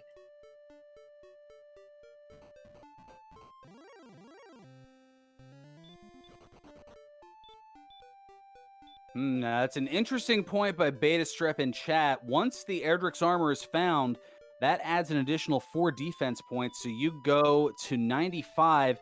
You can defense break the Axe Knight, but that sleep in DL2 breath. So 91 and 54, just going to head a little bit further south. There's the search. Oh, I think you need to go south another 1 or 2 there. 96, yep, 2 more. Bing, boom, search. There's the armor. Ryguy has it. Alright, Ryguy definitely in full grind and go mode. Unfortunately, there aren't a lot of very good grinds available to them. Both of those trap tiles are not exactly what you'd call ideal. The Armored Knight definitely a little bit better considering how obnoxious that Axe Knight is.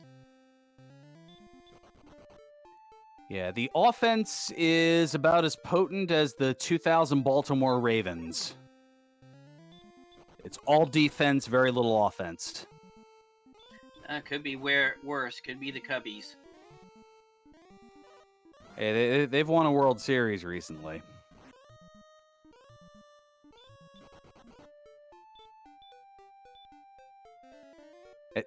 Surprise. I bring a lot of very obscure references. I've gone from a sports ball reference to earlier a Muppets Take Manhattan reference to... Gosh, what reference did I make from the 60s ages ago? I don't even remember now. Oh, it was the Sam and Dave... yeah, it was the Sam and Dave song. That's right.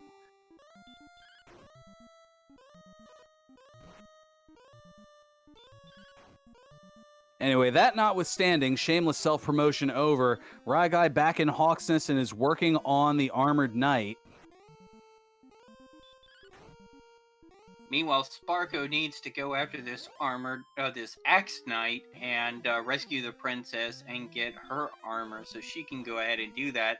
So Ryguy currently has an effective lead, not just in experience points, which is only about 100 right now, but that's going to expand tremendously as he's going to be taking down these armored knights while she's still trying to collect that armor.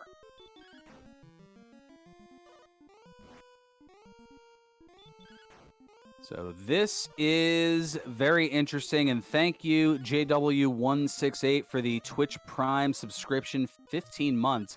Greatly appreciated here on RPG Limit Break. Stop spell landed. There goes the Axe Knight. So Sparko going to go ahead and rescue the princess, but Ryguy at this point is in grind and go mode.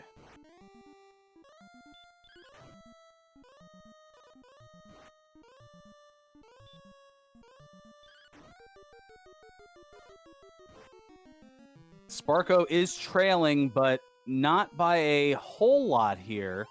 As, yes, she still has to find the armor, but Ryguy working on gaining a lead. We see the stats here. 75% sleep, 25% DL2 breath. That was about my my initial thought. And you can see that stop spell resistance, 10 out of 16. So it's going to block that stop spell 5 out of 8 times, 62.5% of the time. Yeah, I mean, don't count out Charlock. I mean, you've got several enemies in there that either have wombo combos or other obnoxious stuff, like the green dragons with heal and hurt mores. So definitely going to be a very brutal Charlock.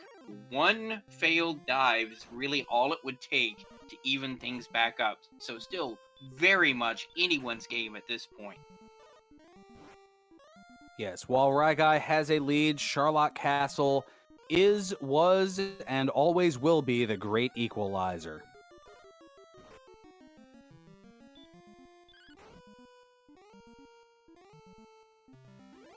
And it really is something of a testament to these runners that at an hour and 36 minutes into this race, they're still this close.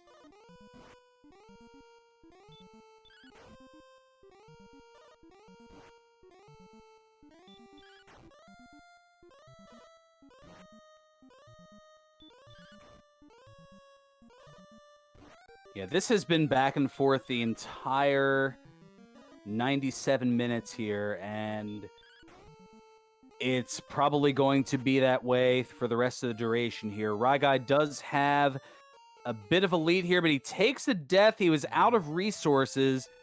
No MP and no HP left. Game Boy is smiling somewhere, somewhere out there in chat. The full utilization of the points, and is now 528 experience away from level 15 and hopefully a Hurt More spell. Well, if it's not 15, it'll have to be 16.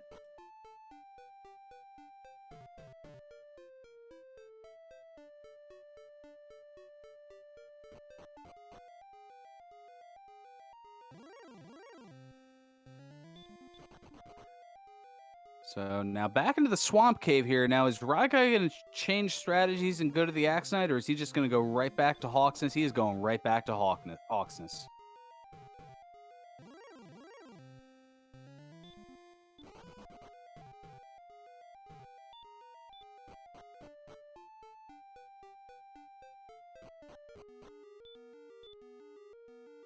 But yeah, the story of this seed is the strength has been low the entire time, and not much has changed. 51 strength at level 14. They started with 9. They have gained 42 over the course of the last 13 levels.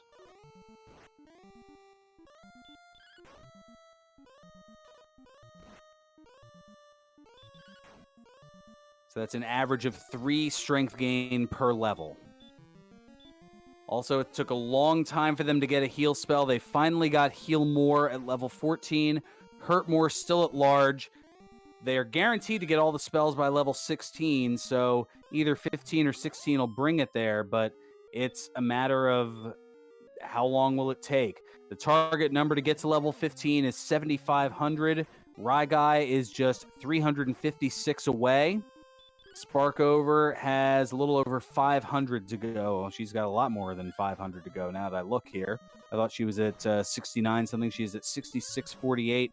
She has 854 to go prior to that Warlock. And Ryguy, one more Armored Knight won't quite do it as well. Now there's the Armored Knight. 172, that'll bring it up to just a little bit behind.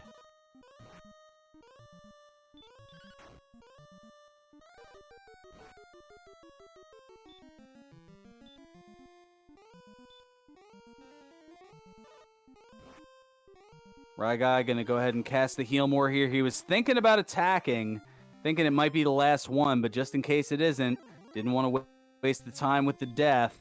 And that 7488 is just 12 experience away from the level, and you see that experience lead growing. It is now at about 800 for Ryguy.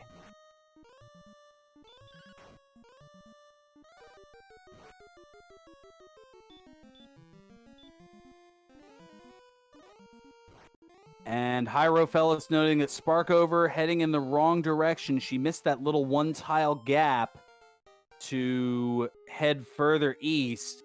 And you see here she is at 40 to the north, 49 to the west. She's on the first continent, I think. I believe that to be the case. I don't think she went through Swamp Cave. She's a little turned around here, and every minute she spends dazed and confused is another minute Ryguy is grinding. And now at level 15, there is the Hurt More spell. 2 strength, 1 agility, another 13 HP, and 7 MP. But Hurt More is the story there at level 15. And that is going to allow Ryguy to go after these Armored Knights in a much more rapid fashion.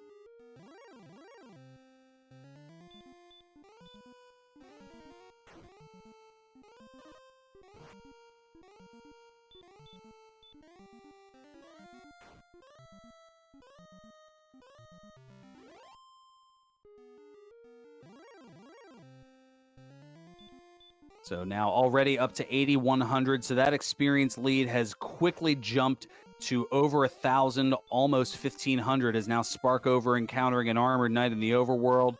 And she's going to give it a go here as she knows that she needs to do a little bit of grinding as she is searching out this Erdrick's armor.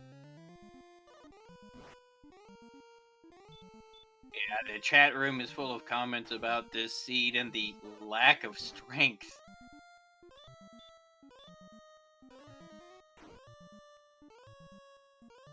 Yeah, that 2 strength dropping the average. They have averaged roughly high strength for every level that they have gained. 3.14, just a little bit over the actual pi number at 3.142, but they have averaged basically pi strength over the course of this seed. And yes, that is more math than is definitely needed, that is for sure. I like pie. And Ryguy, I believe, out of resources, taking the death there.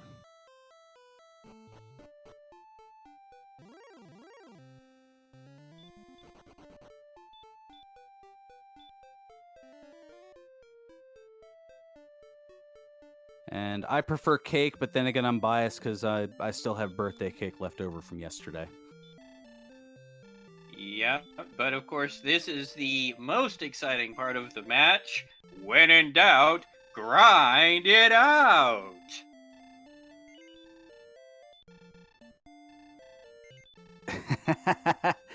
Yeah, Game Boy crunching the numbers, and yeah, it's pretty close. Just slightly above that 3.141592, etc., etc.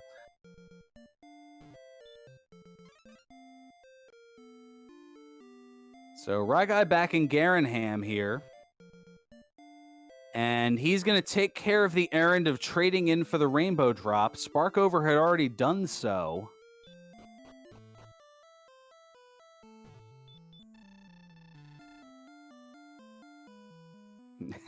I'm so disciplined. Well, that's also because I had a very large dinner at from a steakhouse, so that filled me up, so I didn't have enough room for dessert. Somebody goes, I'd like 1 banana cream pie, please. 1 banana cream pie. Your pie serves what?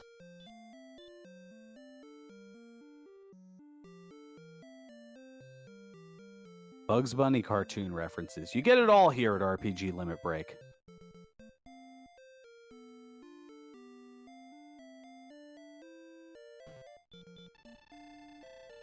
So Ryguy gonna grab some fairy water here as, well, that may end up being a strategy here as, I mean, it's gonna be doing what, 7 to 16 guaranteed. 9 to 16 guaranteed. 9 to 16. My apologies. Yeah, no, that's all right.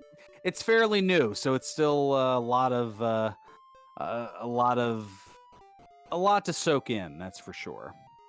Yeah. Plus, of course, with a defense of 95, they will be repelling those absolutely lethal wombo combo Axe Knights. For that reason alone, I could see using it. But the issue is, if you run out of those fairy waters and have to melee, you're a coin flip to hit 1 hit point on the Dragon Lord. So that's, you're at that point, you're YOLO hurt mooring. Yeah, either that or hoping for some more HP gains and putting on the necklace. But even then, you're not going to be doing more than chip damage at that point. I apologize for breaking out some math during everybody's enjoyment, but the way you calculate the damage you do to the Dragon Lord is you take the Dragon Lord's defense, which is 100, you subtract your attack power from that, so already you're at below 0, so you are being defense broken. So you're just not going to do anything. But even if you did, you take the result, you divide by 2, that's your max. Divide by 2 again, that's your minimum. Even with a death necklace at 95 attack power, that brings you up to 105, you'd be doing 1 to 2 damage. That's not going to be killing any Dragon Lords anytime soon. Yeah, I can hear the folks from Square One now singing less than 0, less than 0. But that's, yeah, I'm going, that's way in depth there.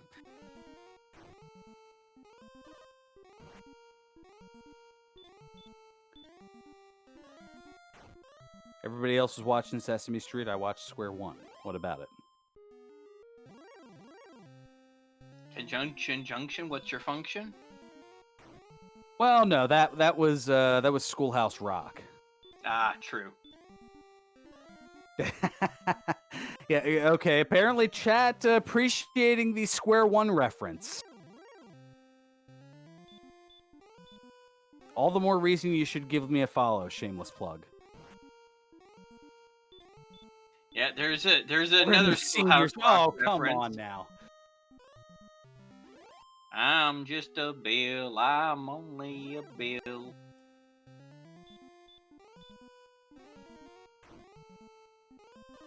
So at this point, Sparko is still trying to search for Erdrick's armor on the overworld, and I think she's around the area here. I mean, It's over I've by been that cave. I think she's on the wrong side. I think it's over by that cave.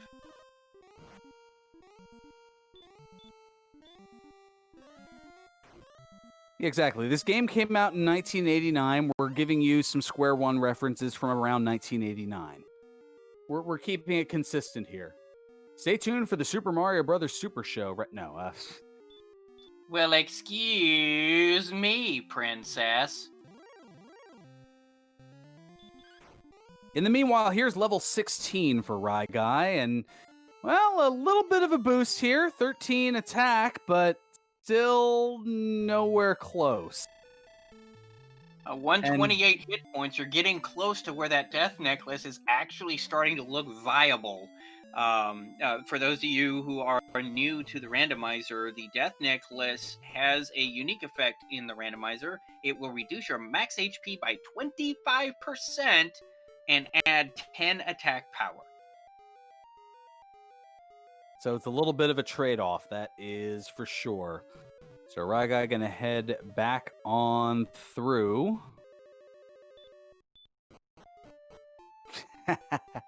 Oh, Game Boy. But who's counting? Oh gosh. All right. We're going a little beyond here, but that's a whole nother story. So Ryguy looks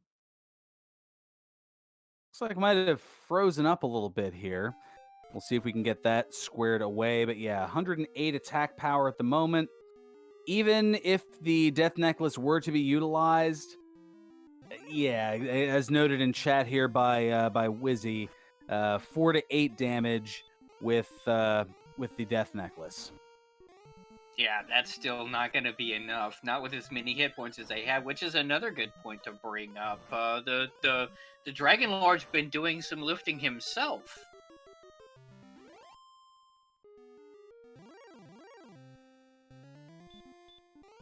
So normally he's got, what, 150 hit points? But here in the randomizer, he can have as much as 165. In the vanilla version, it's 130. 130, right. But yes, it can be anywhere from 150 to 165 here in the randomizer. Now, as was brought up in chat, there are new fairy water strats that people are still going to work out. If you're doing really low damage, you might at least use some fairy water, toss that there, but you can only carry, what, 5 holy water at most? That's still not going to be enough.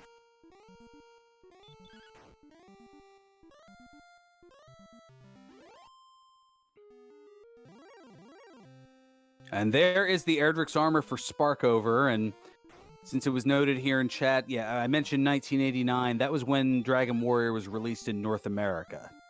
It was released in Japan back in 1986.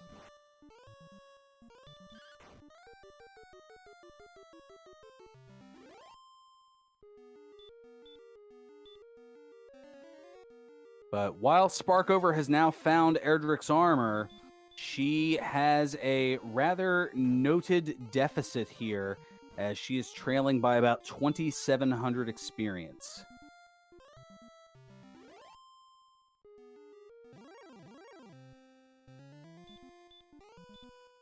So that's a great question in chat. So the green stats. So the colors, you've seen them kind of change over the course of things. Red in the statistics means it's below average to start. White means you're making the climb. Orange means it's borderline. And green means if you have enough of those, you can probably go for it. Now, as you see, the agility, the hit points, and the magic points are all up in that green zone. But the strength and attack power, not so much. Yeah. Right now, they're about as strong as me in middle school, which was not very much. Yeah, it would be about like Stephen Q. Urkel trying to get into a fight. And whoever rolled this seed is probably going, "Did I do that?"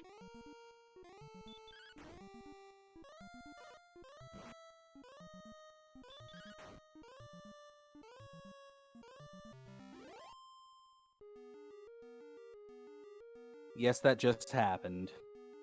There was a while where, never mind. In my youth, I had a lot of Steve Urkel references because I was scrawny and of that same skin tone and wore glasses and was rather geekly in the early 90s in my, tweens.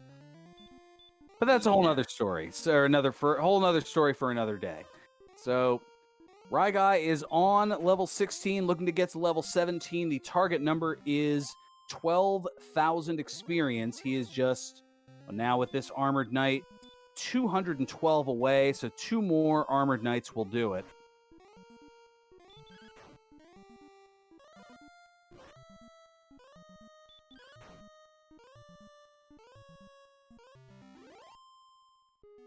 So they both have the grind going here in Hawksness. They're both going after the Armored Knights, but Sparkover taking that time to find the Erdrick's armor. She is trailing considerably. Now the differential over 3,000 experience. And here comes level 17 on Ryguy's side. 5 more power, 11 speed, 17 hit points, no magic points. Oh, wow. And he's going to go for 18.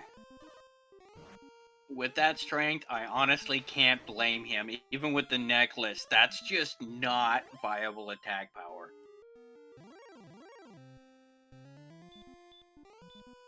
I mean, you got a lot of heal mores in the tank with 117 MP at 8 a pop, but even so, even with Fairy Water and Death Necklace, I don't blame Ryguy for going for 18. Well, here's the thought process on it, and I'm looking at chat, kind of going with it here. So, if you use the fairy waters, they're 9 to 16, so you're averaging about 8.5. Or I'm sorry, not 8.5. 9 to 16. That's math. That's like 12 and change, 12.5. So if you use 5 of those, that's 62.5 points there. And then with the death necklace at 123 power, you're 5 to 11, so you're averaging 8 a pop. 88 plus, yeah, it's not great. I mean, it could be worse, but it could also be a lot better. Yeah, I almost wonder, I mean, considering how close this grind is and how low the strength is, I think 18 is the way to go. Yeah, but on the other hand, you're rolling into the second hour here pretty soon. You gotta be wondering, how far behind are you at this point? To answer the question in chat, yes, the rainbow drop does stay in the inventory after you use it to build the bridge into Sharlock.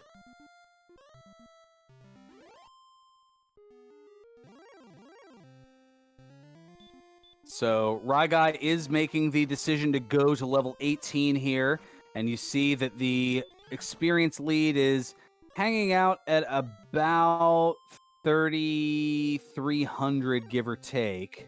Sparkover giving up trying to grind on the Armored Knights and is gonna do this more risky X-Knight strat. I mean, it is a one-shot with a hurt more, so it doesn't matter if it's got the wombo combo if it kills. But it's only about a coin flip if it actually does. But did get level 16 out of that. Looked at And the the stats. numbers are not there. Numbers and she are not immediately knows there. it. So we'll see how this Axe Knight grind works out for her. It is a faster grind when the hurt more lands and kills in one shot. When it doesn't, you have potential issues with the Wombo combo, but you know, it might turn out for her. Yeah, the Axe Knight has an HP range of 51 to 67. The Hurtmore spell has a damage range of 58 to 65. So here it's hitting for max 65. So even if you max roll and it has a roll of 66 or 67, that's where you run into trouble. But for the most part, I'd say more often than not, you're going to, oh, well, as soon as I say it, there's the commentator's curse. Hit the max 65, and there is the sleep. There's the DL2 breath. There's another attack. At least she's defense breaking it, but there's the fire, and there's another death. And that's going to allow Ryguy to take even further of an experience lead as he's trying to get to 14,250 in experience. That's the target number to get to level 18. Yeah, that's the problem with that Axe Knight grind, is it is faster, but it's also riskier because if you don't kill it, you can get slept and wrecked just like she just did. That was the game showing exactly why that is a risky strategy. A bold move cotton, as it were. But it looks like she's going to going go right back back to it. She knows it's a closer walk. It's a closer walk. It's a faster grind overall. If she does end up getting killed, she's just right back there immediately. I understand the logic behind it. I don't know how viable it actually is. Well, we did mention earlier, it's a 25% chance of using that DL2 breath, and she's probably made that deduction by now. So she figures she's going to take her chances, and it's going to be less likely that what we just saw will happen. Yeah, considering she's got to know that she kind of fumbled on that armor search, took a 10-yard penalty to repeat the down there. And chat kind of noting that same mindset that this is a bit of a bold play because she probably feels behind based on that armor search. Here's level 18, 5 power, 3 speed, 1 hit point, 9 magic points. So 118, if you use the death necklace, it is 128. That's a 7 to 14. If you utilize the fairy waters, I think that is the go mode.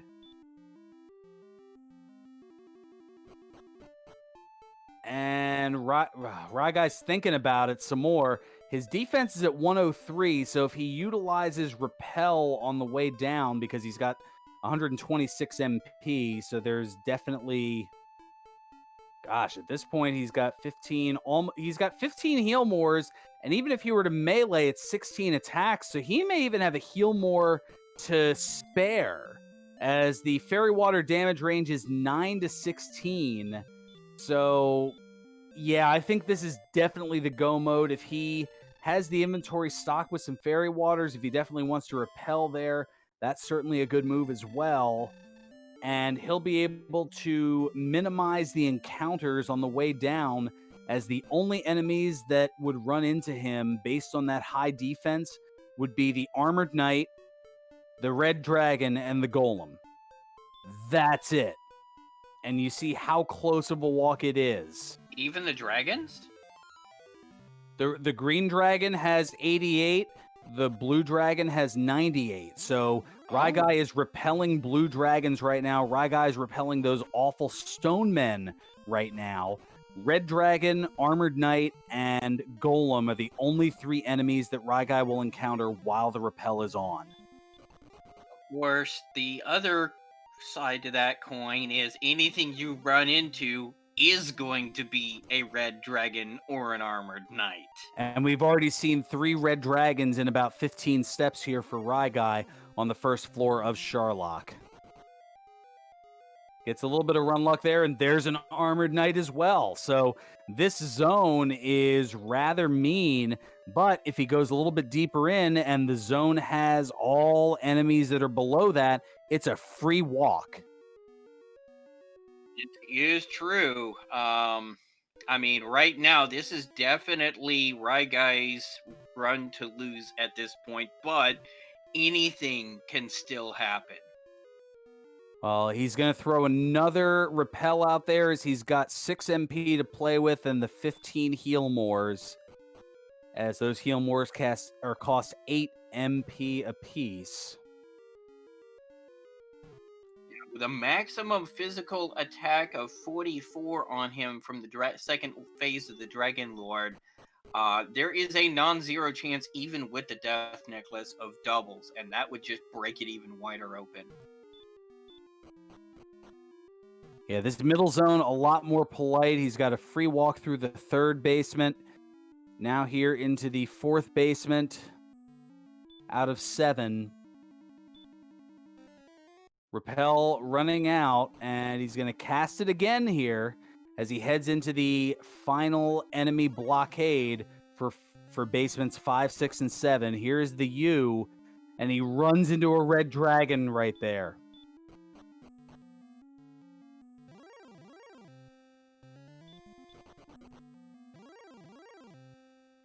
Meanwhile, Sparkover buying up a bunch of fairy water, but not using it. Is she going to try a desperation dive? I have a feeling now she's only 358 now after this, 350 away from level 17. So I have a feeling she might try to fight her way up to 17 and think that 17 is the level. Or at least hoping that 17 is the level. Absolutely. Now, Ryguy is on the basement here, not going to bother looking in the treasury. There's nothing there that he's really going to want. He's got the 146 MP, so there is a slight possibility of doubles. And there's a red dragon that he's having trouble getting away from. There's 1 run fail. There's 2 run fails. 3 run fails. And finally, the 4th time is the charm. He's going to use an herb here. Is he going to use a second? He's not. And there's a blue dragon on the spike tile. It looks like that red dragon was using the XCOM RNG engine. Well played. So this is a free battle here. So Ryguy's going to get his 108 experience and is going to make his way to the Dragon Lord. Going to put on the Death Necklace before starting here. So that's going to take away 25%, so a maximum HP of 110. Going to use an herb, and here we go. Thou art a fool. Declines the offer to share half the world. And here is the first attack, 26. The Dragon Lord has 100 HP or around thereabouts. 75 to 100. There's another 33. He's going to hold off on it. Trying to hope that that Hurt More spell isn't there. As Sparkover is now just 36 experience away from level 7. And those Hurt More spells keep on a-coming. And Ryguy, out of herbs, is just going to say, all right, I'm losing my double here. I'm just going to go with it. No back attack. All right, starting off with a 9. It doesn't look like he's using the Fairy Water strats to start. So 150 to 165. We will see here. Now, there's the Fairy Water coming out. So we had the 9. There's 12. He's up to 21. As level 17 now for Sparkover.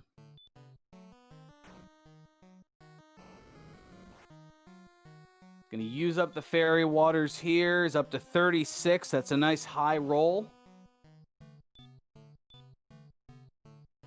Higher than he'd be able to melee, so already the Fairy Water paying off. And there's a max roll 16. All right, this Fairy Water really paying off here. Up to 51. Now there's a 9. That's on the lower end of the melee here. Up to 60.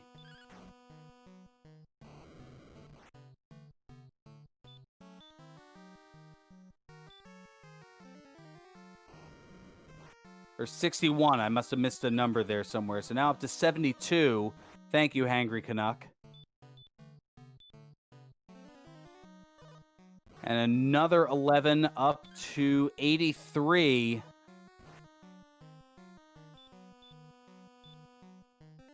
And at 12, now the great rolls are coming here. 95 now.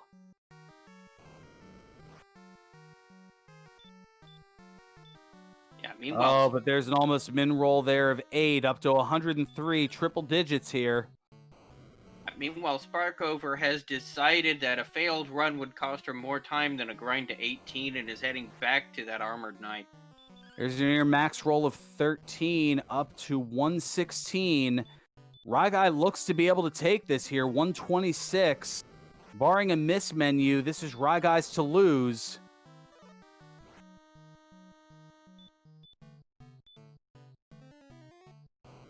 $134. Still 3 heal mores to go. 144 now, so the next attack could theoretically do it.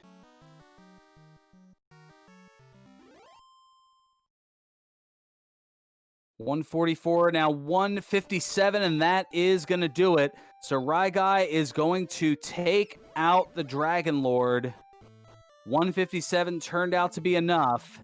He's going to return. He's going to head up the promenade here. The rappel's going to wear off. Not that it matters at this point. And get out your GGs in chat if you haven't already, as Ryguy is going to win and advance into the third round of the upper bracket with an official SRL time of 2 hours, 8 minutes, and 52 seconds. Meanwhile, I've got another race that has just started that I need to go commentate for, so I will leave you in Fear on Burgundy's very capable hands to close out this match and get some of the commentaries. I'm going to have to check this out on the VOD later, because just to hear what these racers have to say. Oh, this is certainly going to be a goodie. Thank you so much, Sneaky. Sneaky the Lost heading out to do double duty here tonight. And it is greatly appreciated, as there's certainly a lot going on here among the various networks, as Randomania 2 hosting another race that started just 10 minutes ago. So I'm going to handle things solo here on RPG Limit Break to close things out. But Ryguy, he's going to join us here.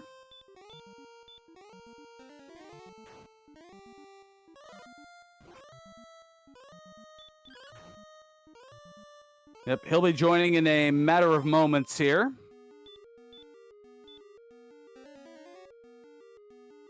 As I'm being told in my ear, I thank you so much for the follow on my channel here, the video game Raptor Boggle. Certainly appreciated. So Sparkover now is working on a grind. She's going to go up to 18 here at level 18. She'll need to get to 14,250, so she's a few more away here. We'll be waiting to hear from Ryguy shortly.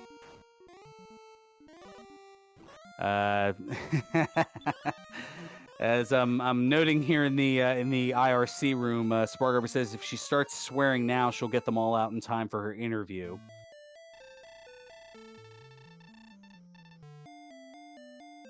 Giving you a little peek behind the scenes here. That is for sure. Yeah, this definitely was a tough one. This was a slog. Usually, you'll tend to see that if there's a seed that eclipses and surpasses the 2-hour mark, as usually the average time is about 90 minutes. So this was one of the tougher seeds, and we saw, I mean, even at level 18, rather noted lows in strength, as we have our victor ryguy3745 joining us here in the chat. Congratulations and GG. My goodness, this was the 98-pound weakling seed when it came to the strength. Thank you.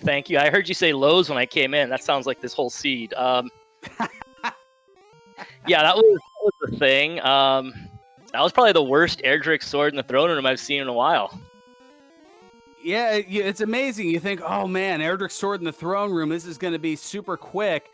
And then the game proves otherwise, as you started off with 9 strength, and 17 levels later, you get up to 76. I mean, that's just... I'm doing the math on it here. 67 strength gained over 17 levels. You averaged just under 4 strength per level in terms of gains.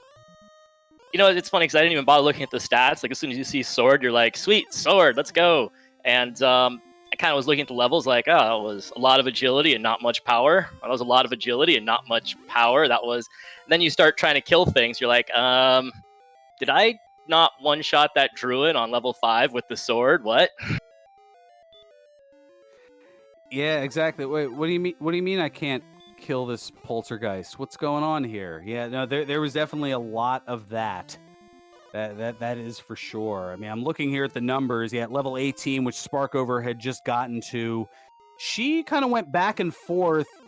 She was indecisive as to whether to grind on the Axe Knights in the Swamp Cave or the Armored Knights in Hawksness, as both had their pros and cons.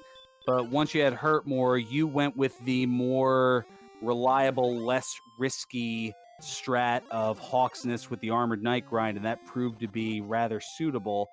You were both pretty neck and neck for the better part of the first, over hour and a half, maybe hour and 45 minutes of the seed. Where things went awry is you opted to go look in the overworld first for Erdrick's armor, whereas Sparkover went to Hawksness and battled the Armored Knight to get the stones first. So you having the armor, that made the battle with the Armored Knight that much easier, and then you were just in grind and go mode, and you just went to town from there, and what was an experience lead of maybe a couple of hundred zoomed up to 3,000 and more in just a matter of minutes. Yeah, I thought... Actually, I thought that I took a death to a stoneman right outside of that cave in Cantlin, and I thought that was going to wreck me because that was a long ways away.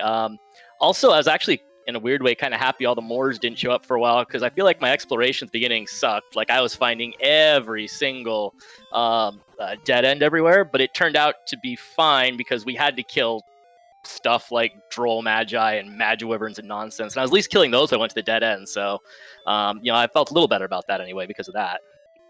Yeah, there was definitely a lot of utilization of the sword toward those mid-game enemies. The wolves, the specters, the wolf lords, druid lords, droll magi's. That was the story of a good portion of the seed, because the strength gains were just... It's like me going to the gym. The strength gains were not there. What's this gym you speak of? Exactly. That's part of the problem, but that's a whole nother story for another day. We needed to find Erdrick's gym in this one. Yeah, I don't know. Like,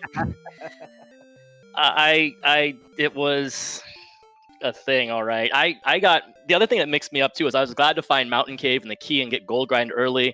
I think I had like 80 defense power pretty early on, so I could defense break a lot of this stuff. But then you'd be like, oh, let's go attack the green dragon for experience. Oh, it has hurt more. Hey, let's take out the... Oh, great, it has hurt more. Like, cool, great. So I was like debating between Star Wyverns and Rogue Scorpions versus Magi Wyverns and something else. Well, trying to get to hurt more. That was something that was rather interesting, is that allowed at one point Sparkover to catch up as you were in the Swamp Cave working on those aforementioned Rogue Scorpions and Star Wyverns, and that allowed you to catch up in experience, and then you abandoned that to head elsewhere. Sparkover ended up sticking around there, and she was able to get an experience lead. The experience lead changed hands so many times over the course of this seed.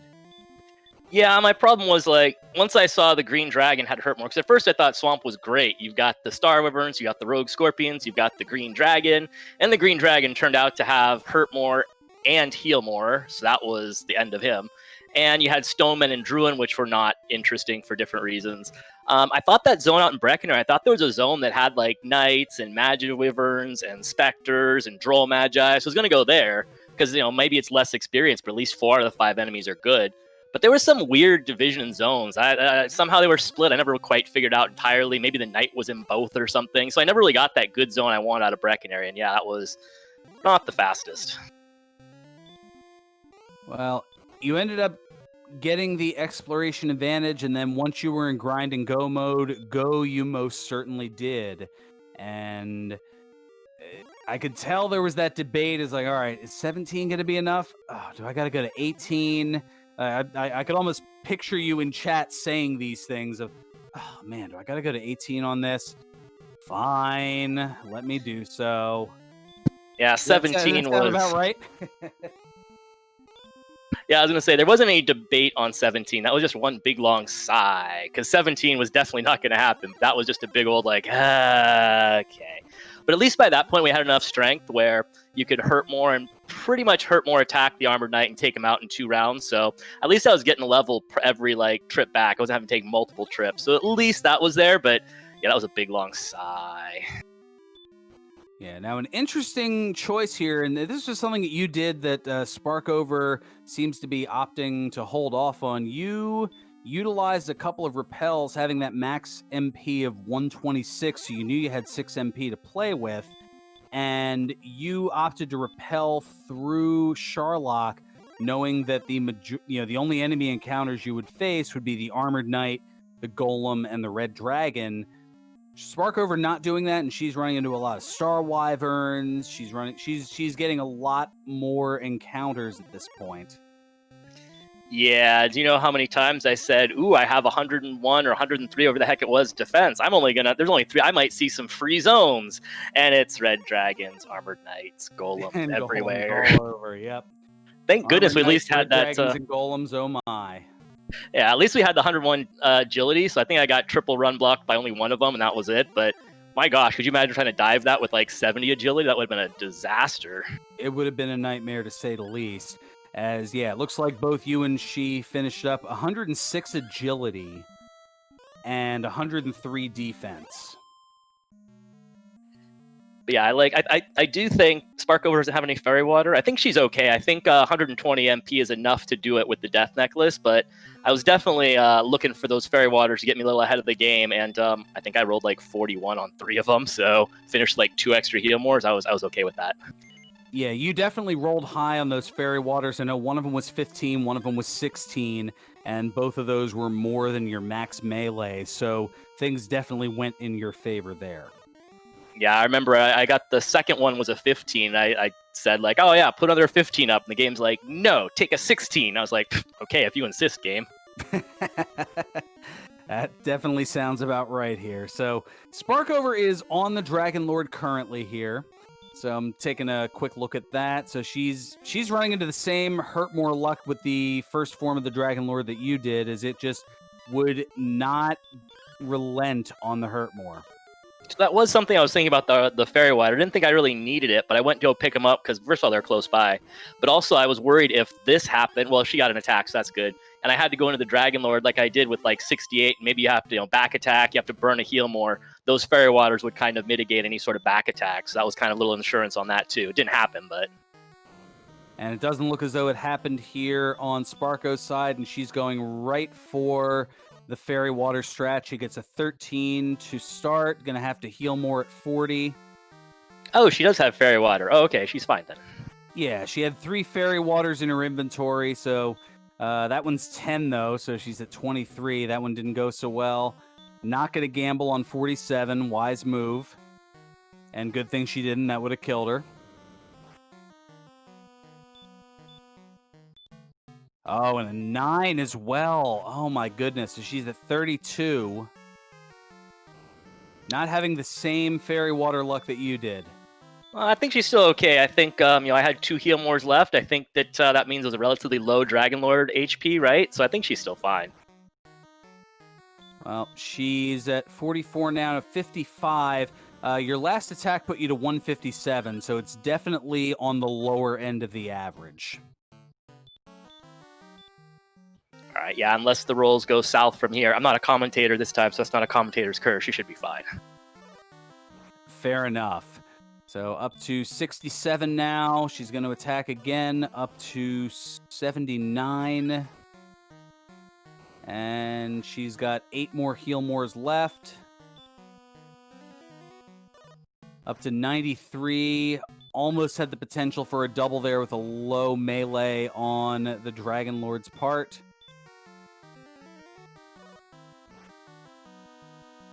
I believe that's 91, as I've been trying to crunch too many numbers in my head here. Now up to 101. Gonna have to use another heal more. She is down to 5 heal mores left. And a low roll of 8, so up to 109.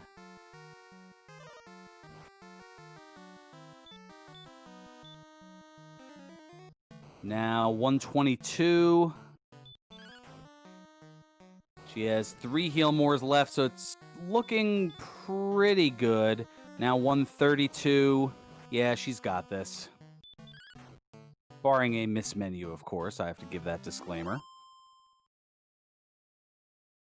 140. No, I must have missed one somewhere along the way. So it was definitely on the lower end.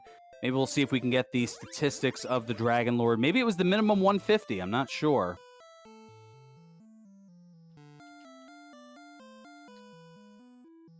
Uh, 151. Alrighty. So, yeah, it was near the minimum.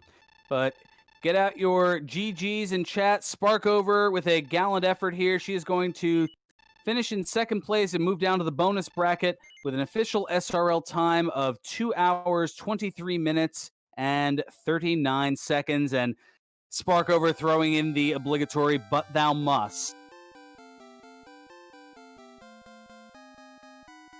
And yeah, Sparkover very displeased with this seed, as it was extremely trolly across the way, and she'll be in a moment to provide some feedback and thoughts.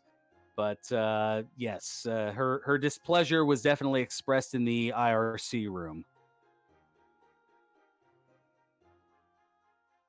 I'm just leaving it at that. Yeah, this was definitely a marathon, definitely a slog, to say the least. So as we are awaiting her appearance and thoughts, let's see what I'm trying to think of what else. There were a few different plays that you had made along the way that were just both of you that just were rather. I'm trying to find the word. They were great heads up plays. Oh, I thought you were going with bad, terrible. I was like, yeah, probably I did a lot of those, huh? I will say the moment. No. I didn't race tonight, so if that were the case, then yes, I would use those adjectives. I mean, this is kind of funny. This is the exact polar opposite of last week's seed, where it felt like 3 hours, and this thing felt like it was like 5 hours or something. And it's like, really? We're still okay. It's only 2? Awesome. Yeah, I mean, the realization that Swamp, there was one continent, you could use Swamp to kind of warp the other side, all that sort of fun stuff. That was a fun little moment, too. Gosh, I just think about like how bad that would have been without the sword, though. I guess we could have gold grinded for a flame early, but... We did mention that if you didn't start off with the sword based on these strength gains, we're looking at a 3+ hour seed, and somewhere Jake Hoper would be ecstatic. And we are joined here by Sparkover, a gallant effort on a rather rough and trolly seed. GG to you, and by all means, unleash. I don't think I can properly unleash under the rules of the content of this channel. Fair enough. No, like, what was that? Honestly. I mean, if I'm going to go down to the bottom brackets, then why not do it in a flaming dumpster fire? I think anything that could have gone wrong probably did. Possibly to both of us. Well, Pretty sure. Yeah. I mean, the seed was not kind in strength.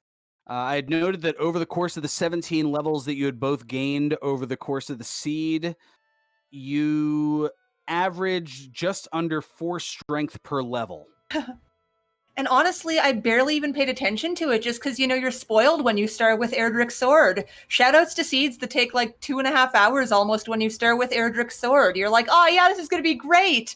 And then you just cry for 2 hours after that. Oh, that's funny. I was saying the same thing earlier. I was like, yay, we have the sword. Why isn't this Druid dying? Shouldn't it be dying now? Yeah. But no, I mean, it was definitely a good challenge. Like, that map, I had such trouble navigating it, and I definitely said a bit of a word when I realized that it actually was just one continent, and I had snaked my way back to the start. I'm like, oh, gosh, that wasn't productive. Well, that was where the turning point was, as both of you had pretty much even exploration and the experience lead bounced back and forth quite a few times. It was the turning point of the seed was the decision to once you pretty much had all the information, you had the coordinates, and it was all right. Do I go for the armored knight in Hawksness first? Do I go for the axe knight in the swamp cave to get the princess? Ryguy opted to go for the axe knight and rescued the princess first. Went and got the armor, then went to Hawksness, and that ended up putting him in go mode a little bit sooner. And at that point, while you were still looking for the armor, Ryguy was off to the races on the grind. That makes sense. Yeah. I just had no luck with either the armored or the axe knight, and it's like, well, do I keep trying? Do I just get another level? And I tried a little bit of each of them, including just desperation searching over on the thing. You can really tell when I'm tilted at that point, can't you? Oh, yeah. I mean, I didn't do anything with either one of them. I think I was trying to like sleep that axe knight. That went poorly. But yeah, it didn't go so well. He was like, "Oh, let me show you what real sleep is." And so yeah, I just grinded up. Once I got heal more, I took them both out. But yeah, I was sitting around waiting for one of the more spells as well. I even had such bad luck with heal more right when we got it. Like, I think the first one still slept and Dragonlord breathed me to death, and I'm just like, well, big heck. Or I'm sorry, was it heal more or stop spell? Did we get them at the same time? Because I got that You axe did. knight stop spelled. Okay, so they came at the same time. But yeah.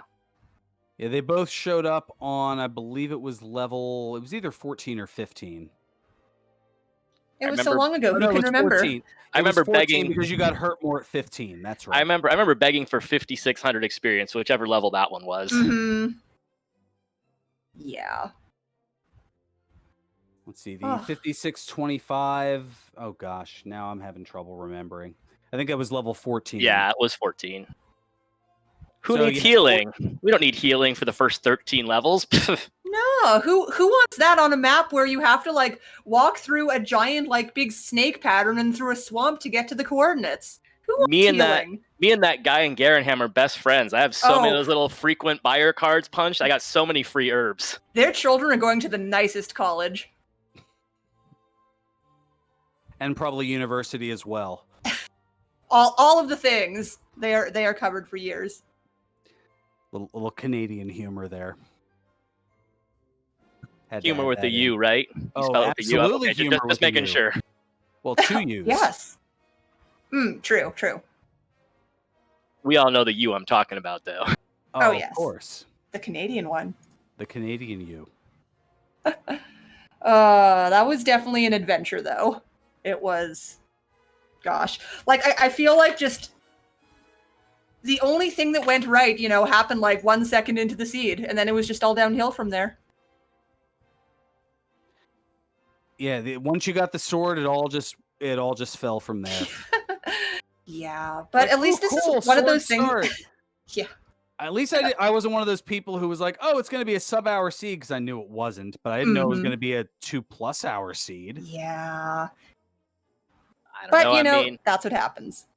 I mean, we started with the sword. I got a relatively early gold grind, I feel like 25 minutes in. I was like, maybe this won't be so bad. And then the next 2 hours are like, actually. Yeah.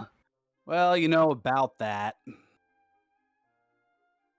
Most certainly. So, looking at the brackets here, so Ryguy, you're going to advance to take on the winner of Angel FM and Lord of the Synth. Oh, come on, Angel! Come on, Angel! Yeah, little. If Angel does take it, it would be a little bit of a playful grudge match between the two of you, to say the least. And Sparko, you're going to head down to the bonus bracket, and you will be taking on Ali Jerbrap. I think we played each other in the last tournament, possibly. I point out, I say that rooting for Angel, funny, like jokingly, because it'll be a bye for one of us. I won't say anything more about who it'll be a bye for. Jeez. I think I know where you're going with that, and I wholeheartedly agree, but I don't want to get myself into verbal trouble 2 nights in a row. 1 night is enough. So, any closing thoughts here on the seed before we wrap things up here on RPG Limit Break? Ooh, I think I'm ready to forget about this one forever, but thank you, Fran, for calming, and I think Sneaky looks like had to leave, but thanks to him as well. Thanks to CD for rolling not as bad as usually do, so props for that, and Cyberdark as well. Thank you, guys. Yeah, Sneaky the Lost pulling double duty here, currently over on Randomania 2, commentating the Garion Old Wolf and Neomek match that's going on. But yeah, there's certainly a lot occurring here over the course of the various networks. A lot of Dragon Warrior Randomizer tournament races. Sparkover, any closing thoughts here? Well, I've got nothing nice to say about the seed, but I have a lot of nice things to say about, everyone who helped just, put on the show here for the restreaming and the tracking and the commentary. And Ryguy, best of luck with your next match. Please do your best. And other than that, yeah, that's about all I have for me. So thank you, everyone. Yeah, GG Sparkover. Good job just getting through that mess. I didn't want to, but I did. Yeah, this was a gallant effort on both parts. It was certainly an endurance test, and both certainly stood up to the challenge. Make sure to give both of our runners a follow here, ryguy3745 and Sparkover. And as mentioned, show some love to the folks behind the scenes as well. Give a follow to CD Improv, our restreamer here on RPG Limit Break, as well as Cyberdark86, our tracker, my co-commentator who had to step out to take care of another race, Sneaky the Lost. For everybody here among the Dragon Warrior Randomizer community, I'm Ferran Burgundy saying until next time, stay classy, my friends, and more importantly, stay safe. We're now going to take you over to Speed Gaming 3, where we have a race between Diabetes II and Edgestream, commentated by the Seawolf 1 and Panzer Dave. Good night, everyone.